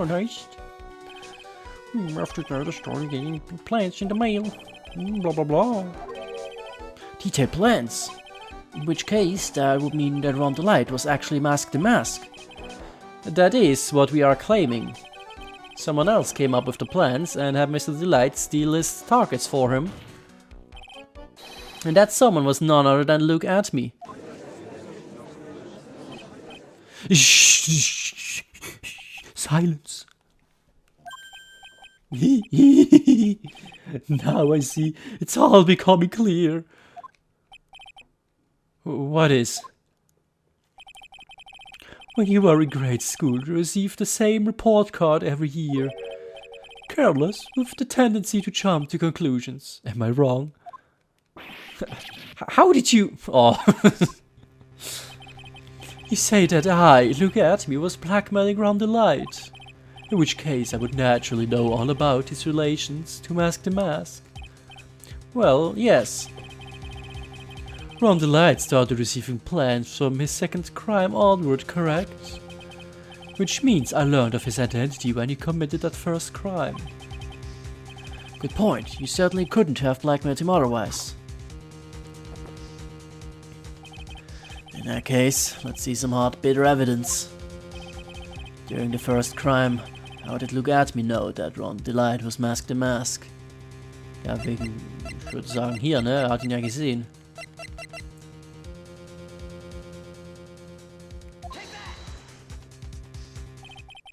I think I see it. See what?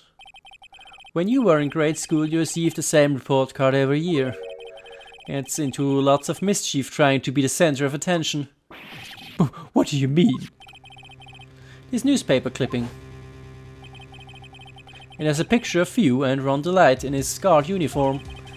It seems that Mask the Mask didn't just disappear into the thin air. He just took off his outfit and hid it in a bucket. That sounds far too stupid to be true. Correct. With tricks like that, he couldn't fool a baby, let alone an ace detective.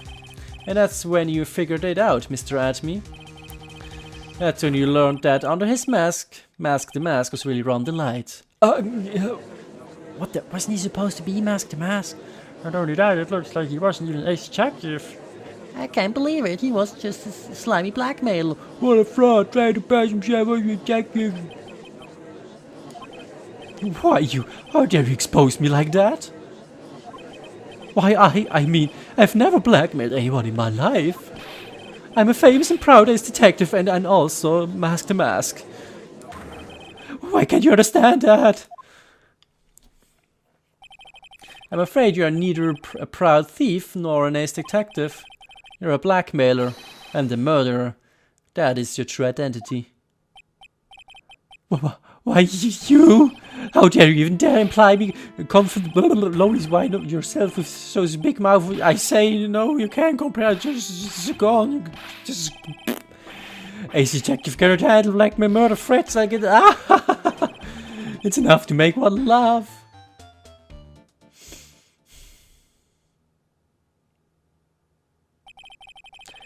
It would seem we finally arrived at the real answer. That was quite a performance by Mr. Atme. Bailiff, please prepare yourself for Mr. Atme.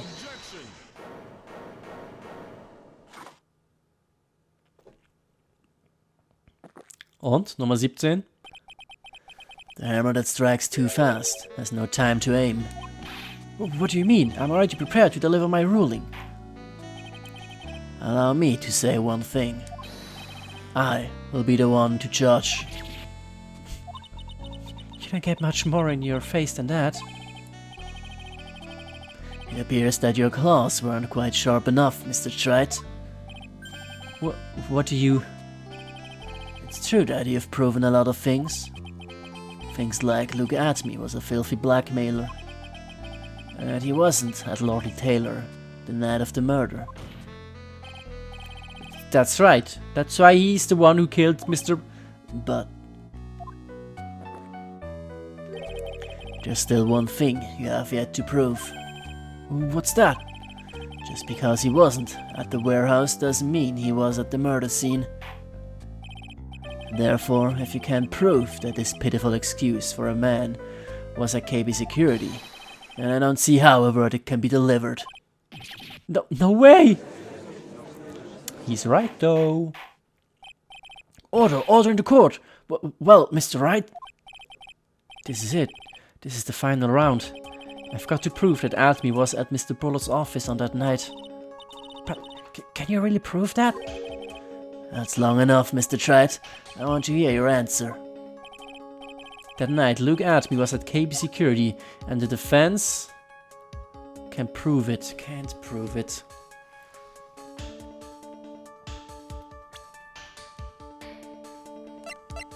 Okay, let's see. Wir haben das gar nicht drücken müssen, ne? Haben wir gar nicht gebraucht.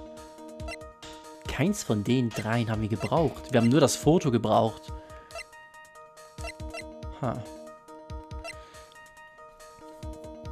Okay. Buzzer Record.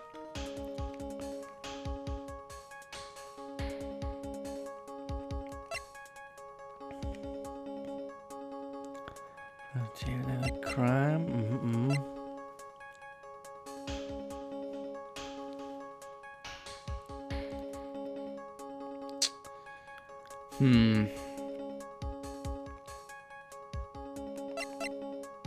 Irgendjemand muss halt den Alarm gedrückt haben. Aber ja gut, nee, das ist eigentlich kein Beweis.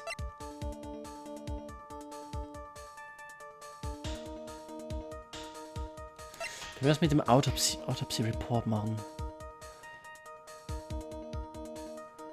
Trauma to the head.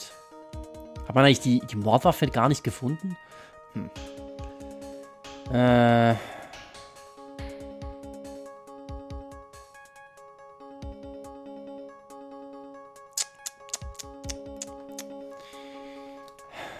a.m.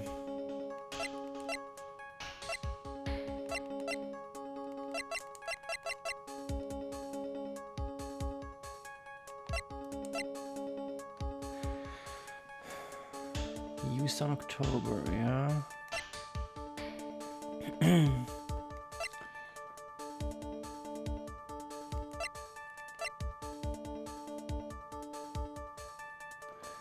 The mask knocked at me out during the crime.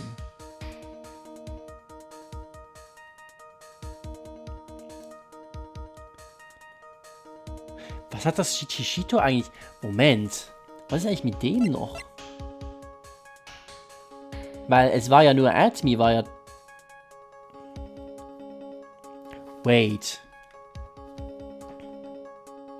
Moment, hä? Was hat es damit auf sich? Weil das gehört ja zur Statue. Die Statue die wurde erst am Tag des Mordes dahin getan. Und es war niemand im Warehouse.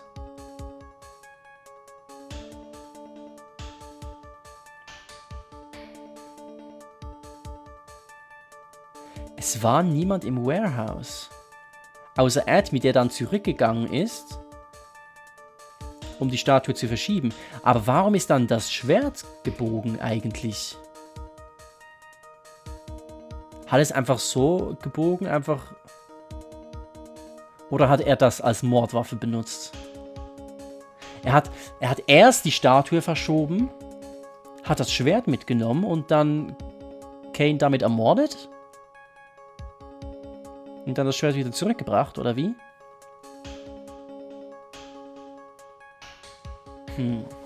Okay, aber ich glaube, das hilft uns hier trotzdem noch nicht weiter. Aber es ist ein bisschen seltsam, dass wir das irgendwie... Ja, wenn ich so über die Mordwaffe nachdenke eben, ne?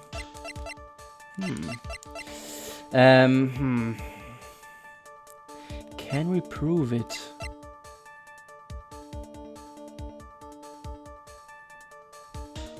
Also, ich muss ja wahrscheinlich can prove it anwählen, weil sonst würde diese Aussage keinen Sinn machen. That night look at me was at KB Security and the defense can't prove it.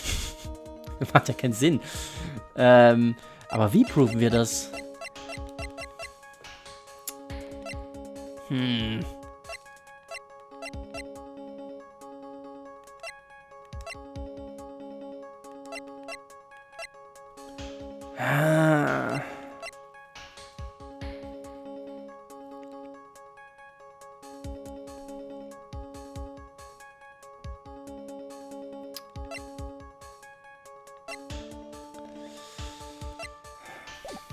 Ich mach mal can prove it. Vielleicht müssen wir gar keine Evidence zeigen. The defense can prove it. With evidence. Scheiße. Are you sure? Don't you worry. I'll watch over you. As you break down and fall to pieces. Very well then. Let's see this proof. Okay, gut. Wir kriegen nur 2 Schaden. Das ist sehr gut. Weil...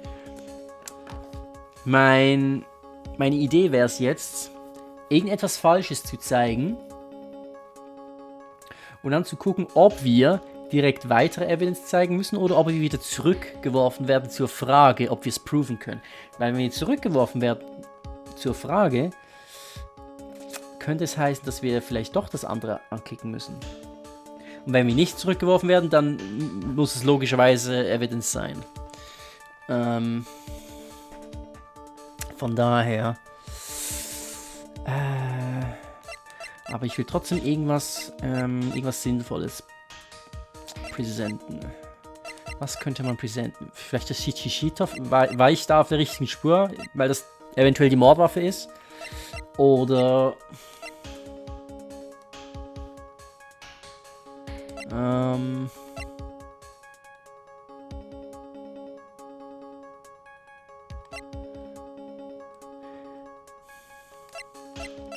Look at me was at KB Security that night.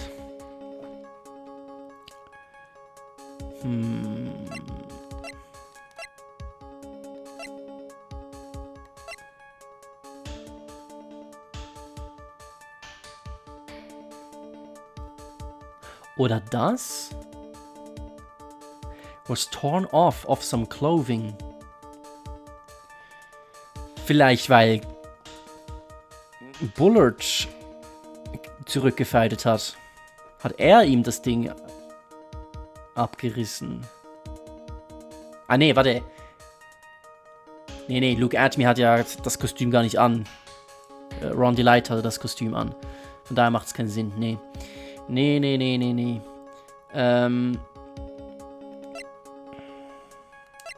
Das hat Look at Me von Rons Kostüm nach dem Mord abgerissen und dann bei der Statue platziert. Genau, also das ist es nicht. Kane's Autopsy Report. Vielleicht. Buzzer. Vielleicht.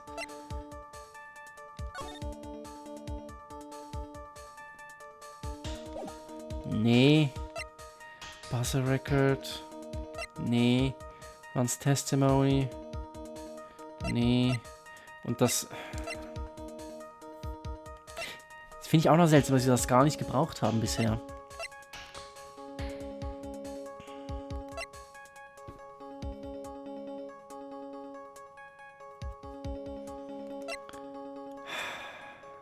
Okay,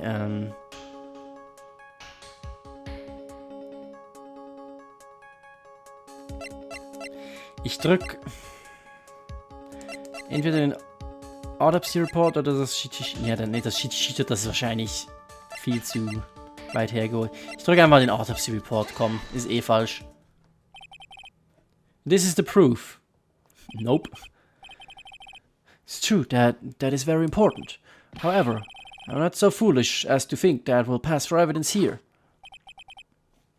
Mr. Wright, it's time you learned the true flavor of life. Flavor of my special Godot blend, number 49. Well, Mr. Wright? It's bitter, very bitter. Okay, come on, Nick, don't give up now. What do I do? If I make a mistake here, it's over. Ich krieg nochmal die Wahl. Okay, dann werde ich werde einfach mal das andere machen. Can't prove it. Ja. I can't prove it. Just as I thought. But if we hear more of Detective Abby's testimony... Unfortunately, that's as far as you go, Mr. Wright. What do you mean? I won't allow for any more testimony, that's what I mean. What? Have you forgotten? Look at me is here after we interrupted his own trial. And you have failed to prove that he committed the murder. I think it's time for this witness to return to his own trial and face his guilty verdict as Mask the Mask. No. Well now, Sir Lawyer, it seems that love wins out in the end after all. I am the ace detective as well as Mask the Mask. My verdict will verify that. Just as Round the Lights will verify that he is the true murderer. I declare that with the full force of my ace detectiveness. Order in the court. That's enough deliberation over this witness. I can't believe this. At this rate, Ron is... Don't give up now, Nick. We still have tomorrow. We can look for more evidence and... By then it'll be too late. Huh? Why?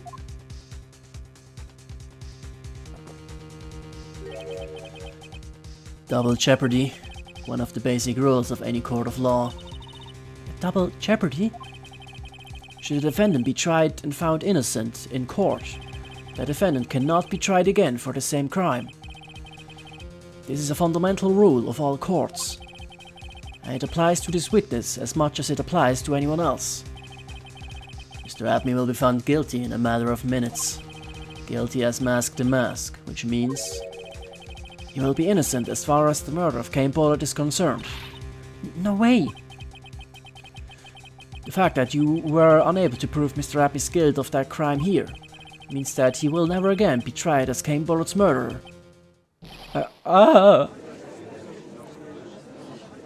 Das war viel zu viel Text, als dass das ein Fehler war. Komm schon. Ist kein Game Over, right? Now, there's nothing I can possibly do to win. Even if Ron is proclaimed to be innocent, the real killer, look at me, will go free. We have cross-examined every statement of the witness. The witness has made here today. And as long as there is no more testimony, I'm afraid I have to declare that there will be no further questioning of this witness. Are there any objections?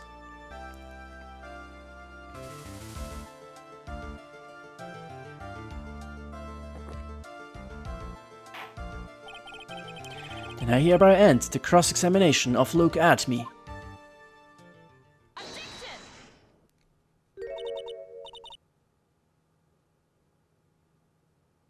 Moment, war das?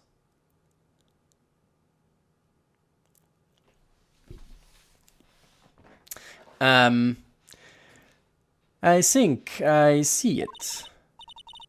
Your Honor, when you were a child, this is what was on your report card every year.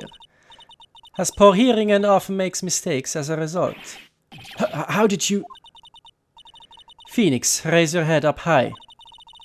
Ah ne, das war Mia, ne? Ich dachte gerade, das wäre Franziska gewesen. Sie hat irgendwie wie Franziska geklungen, aber nee, natürlich ist es Mia. Have you forgotten what I used to tell you? A lawyer is someone who smiles, no matter how bad it gets.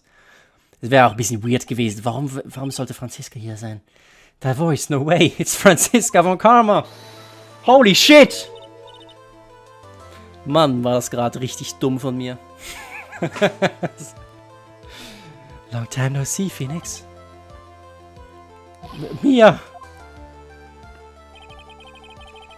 Das schneide ich alles raus. Komplette Folge wird einfach gecuttet. Ich schneide einfach ein Game Over rein und fertig. Wir sehen uns in der nächsten Folge.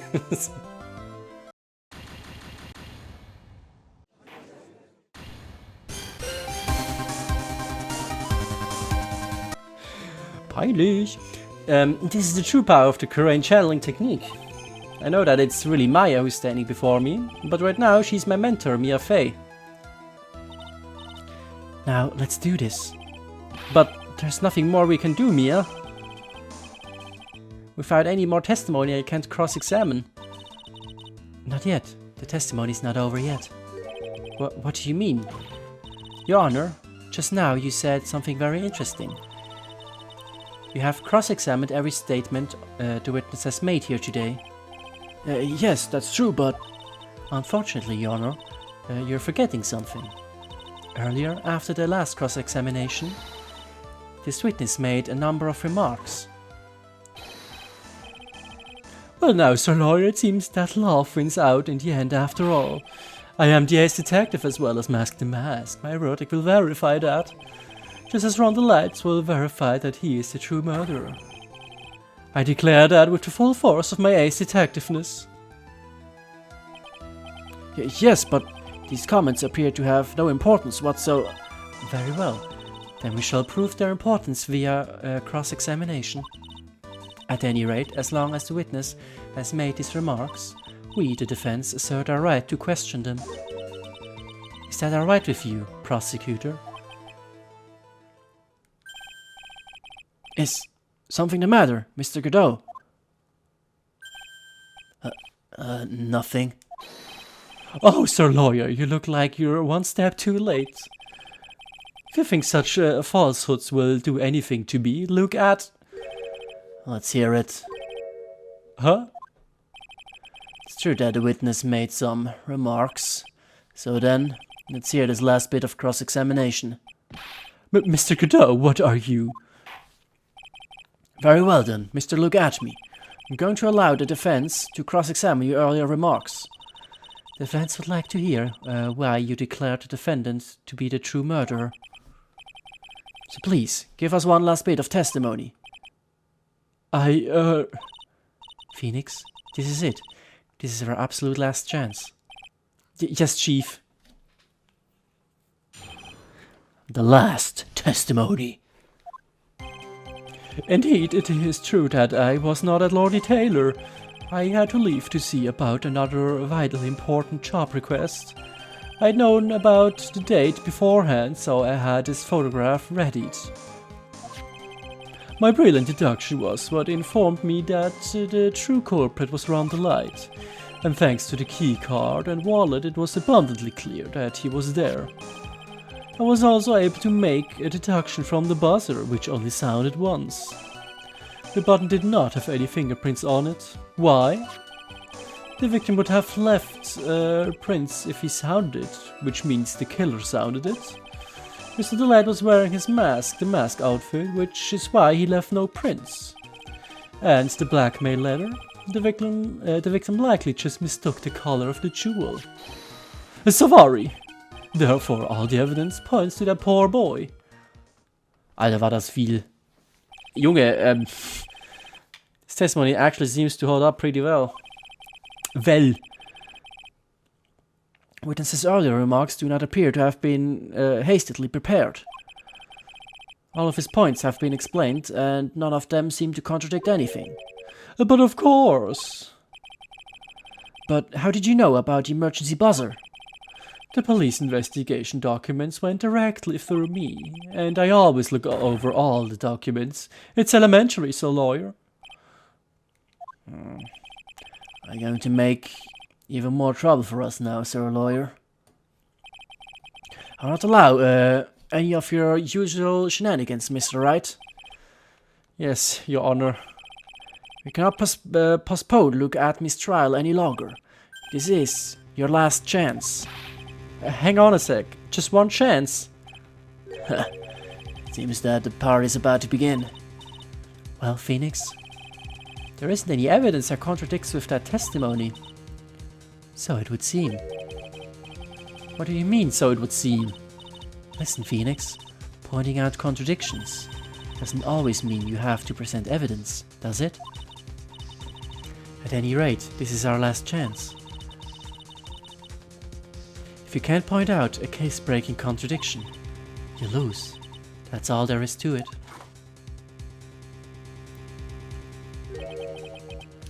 Cup number 17. The last cup.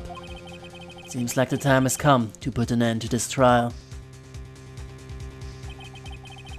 I have to find a fatal contradiction in this testimony, and I need to point it out without presenting evidence.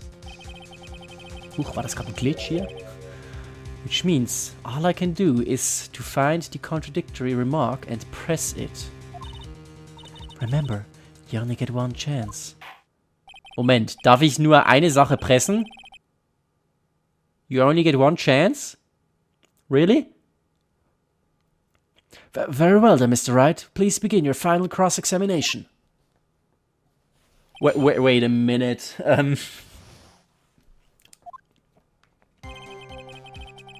Ja, ich habe einen ganzen Balken. Also wenn ich falsche Statements presse, kriege ich Schaden. Ist das, was ihr mir sagen wollt? Okay, dann gucken wir mal. It is true that I was not at Lordly Taylor. Yes. Du warst da nachher, nach dem Mord, um die Sachen zurechtzuschieben. Mhm. I had to leave to see about another vitally important job request.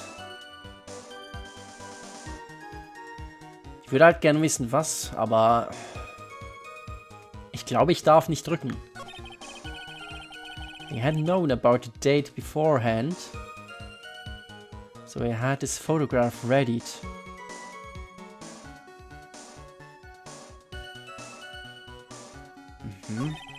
My brilliant deduction was what informed me that the true culprit was Ron the Light.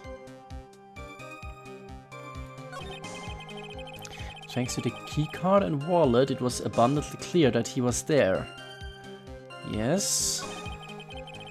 I was also able to make a deduction from the buzzer, which only sounded once.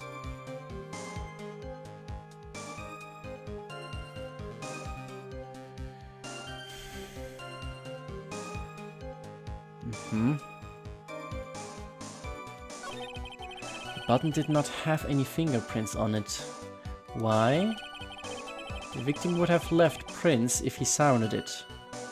Which means the killer sounded it. Mr. Delight was wearing his Mask the Mask outfit, which is why he left no prints. And the Blackmail Letter... Wait, warte.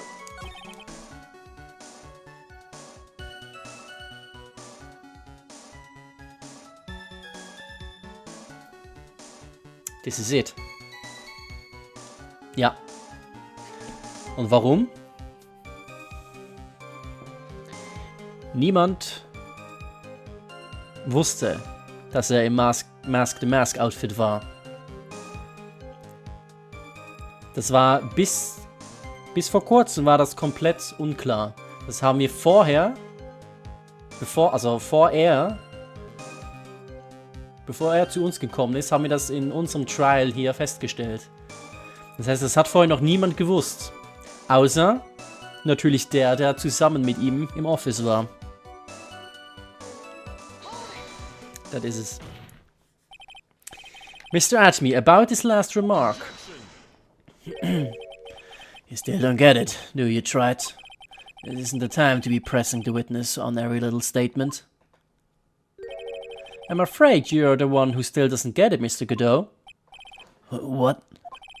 Mr. Atme, it seems you have finally admitted that you were in the CEO's office on the night of the murder. How can you say that? Let's review your testimony, shall we, Mr. Atme? The button did not have any fingerprints on it. Why? Mr. Delight was wearing his Mask the Mask outfit. Is that correct? Indeed, that's what I said. My deductions are absolutely foolproof. More like your deductions prove that you're a fool. I'm sorry, whatever do you mean? For some reason I'm starting to get really thirsty. Ja, kein Kaffee mehr für dich. When exactly did we learn the fact that Ron Delight was dressed as Mask the Mask when he went to the scene of the crime? That was, it was just a few hours ago, back when my sixth cop was looking at me with a cold stare. Oh, I forgot to mention it before. I'm sorry, I just never had a chance to mention it up until now. That's right, the defendant had yet to tell anyone else this fact before this morning. Therefore, the only people who should know this are those who have been watching this trial. Yeah. Do you understand now, Detective Atme? There is no way that you should have known about that.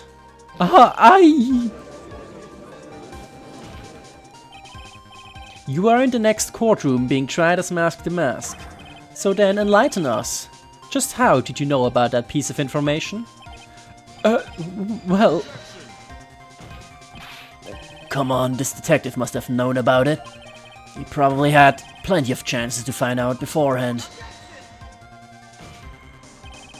And it's those chances that I want to discuss next. That night, Mr. Delight was wearing his Mask the Mask outfit. There is one and only one way for Detective Atme to have found that out. Only one way, you say? Please recall, if you will, Mr. Delight's testimony. When I entered the office, there was a suspicious shadow there. Savari! For a second, my client witnessed the real killer. But Mr. Delight never saw his attacker, so there's no way to tell whether or not the real killer was Luke Atme. It's with that statement that I'll turn this case on its head. Just what are you implying? Mr. Delight saw the real killer, correct? Now, if you turn that statement around, it stands to reason that the real killer had also seen Ron Delight. Impossible.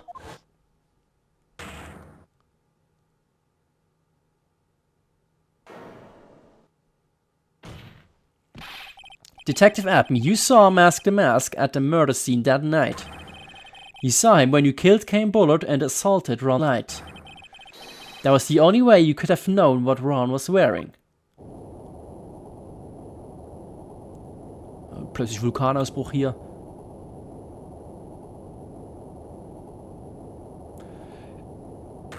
Er geht Super sein. Oh, take a good look, everyone. Unable to find a rival worthy of my genius, I was forced to create one by myself. Here I am, the tragic clown. That's the same line you gave yesterday. But I think there's a little more meaning behind it this time.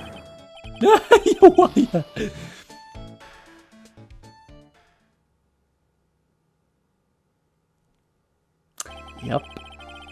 What an awfully complicated incident. Ja, also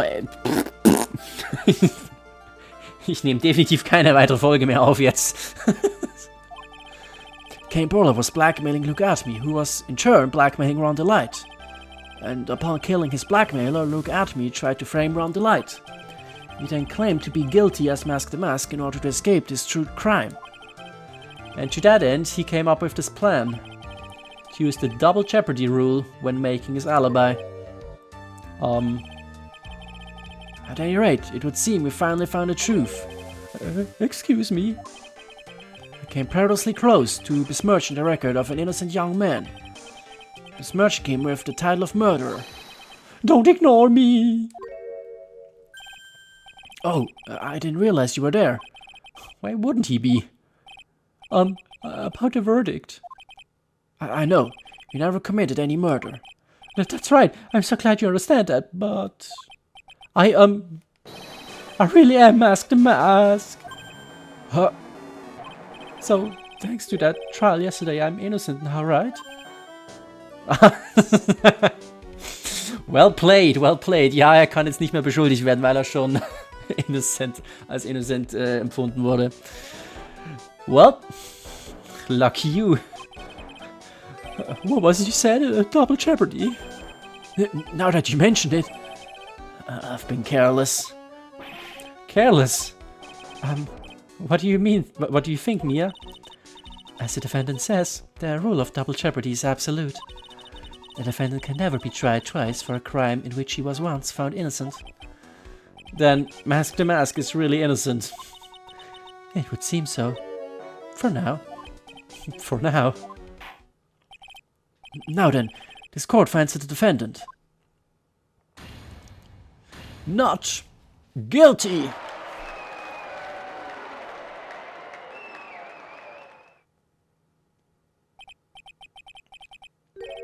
Boy, this is really lucky. Waiter, this isn't so good after all. You see, the thing is, I still am Mask the Mask after all.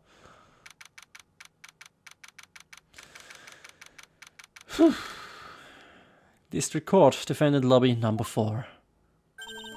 You did it, Phoenix. Thanks, Mia. It's been a long time, hasn't it? Yeah, it's because Maya doesn't call on me much these days. Oh? I'm just joking, Phoenix. Don't take everything so seriously. But on the other hand, Maya, she seems kind of torn these days. You mean about becoming the master of the Crane Channeling School? Becoming the master means saying goodbye to our mother.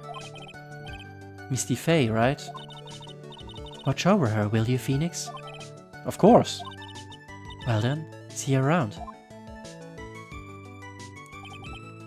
Mia. Ah, Mr. Wright. I don't know what to say. Congratulations, Mr. Delight. Thank you so much. No, wait.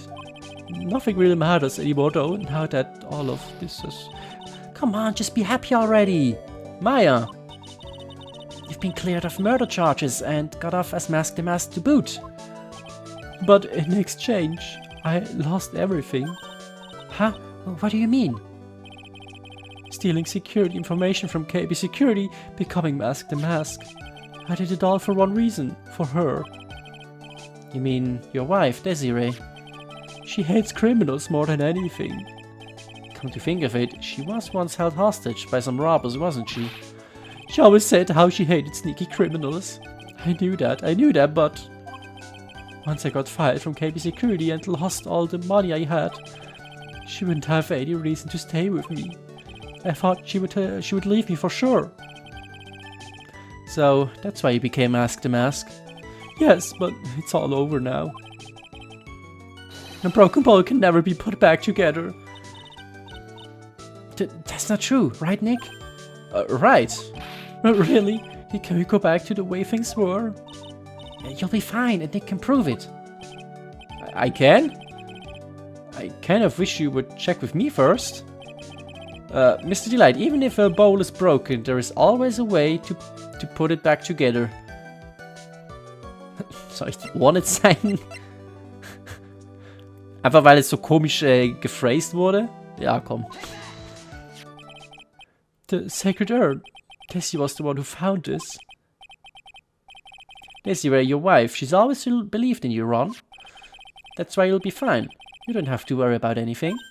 There you are. Mrs. Delight.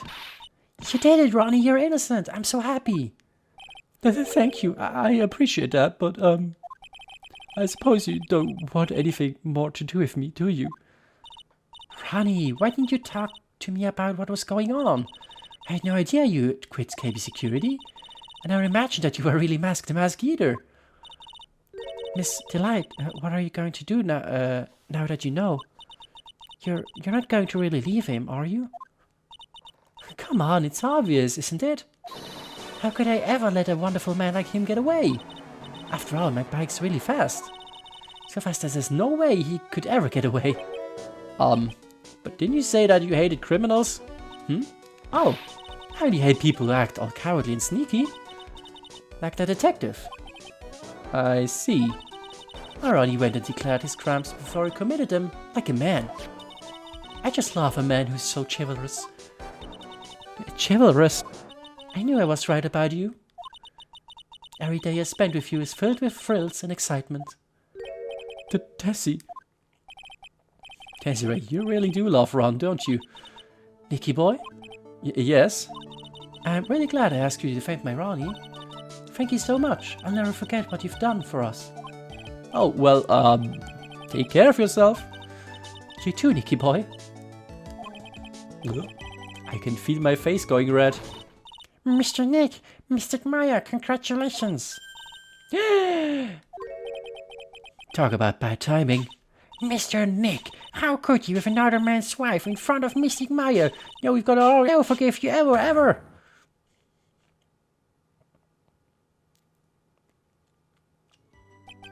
So, just as the case came to a close, so did my consciousness. Ron said a broken bowl can never be put back together. But I know that's not true. I mean, just look. Aww. He's a perfect example of one that was put back together and better than before.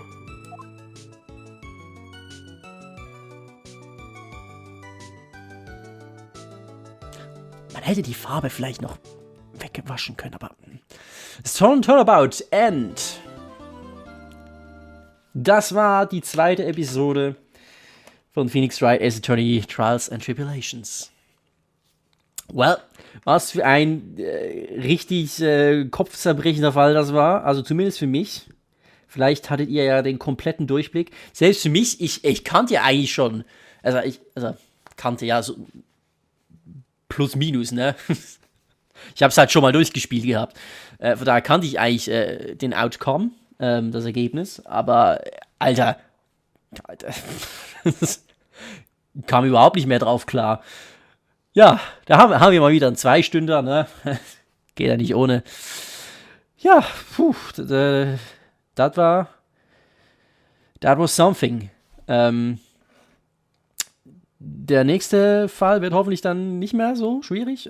Ich glaube, wenn ich mich recht erinnere, es gibt nur noch 2 Fälle in dem, oder? In dem Teil. Ja. Der nächste und der letzte dann. Und der letzte hat es in sich, das weiß ich noch. Der hatte es in sich. Über den nächsten, da weiß ich gar nicht mehr so wirklich. Was war das nochmal? Ich werde es ja sehen. Auf jeden Fall, ich hoffe, euch hat die Episode gefallen. Bleibt gespannt auf den nächsten Part. Ich bin es auf jeden Fall. Kann mich gerade gar nicht mehr erinnern, was jetzt dran kam. Aber ja, wir werden sehen. Und damit bis zum nächsten Mal. Macht's gut, Leute. Und tschö.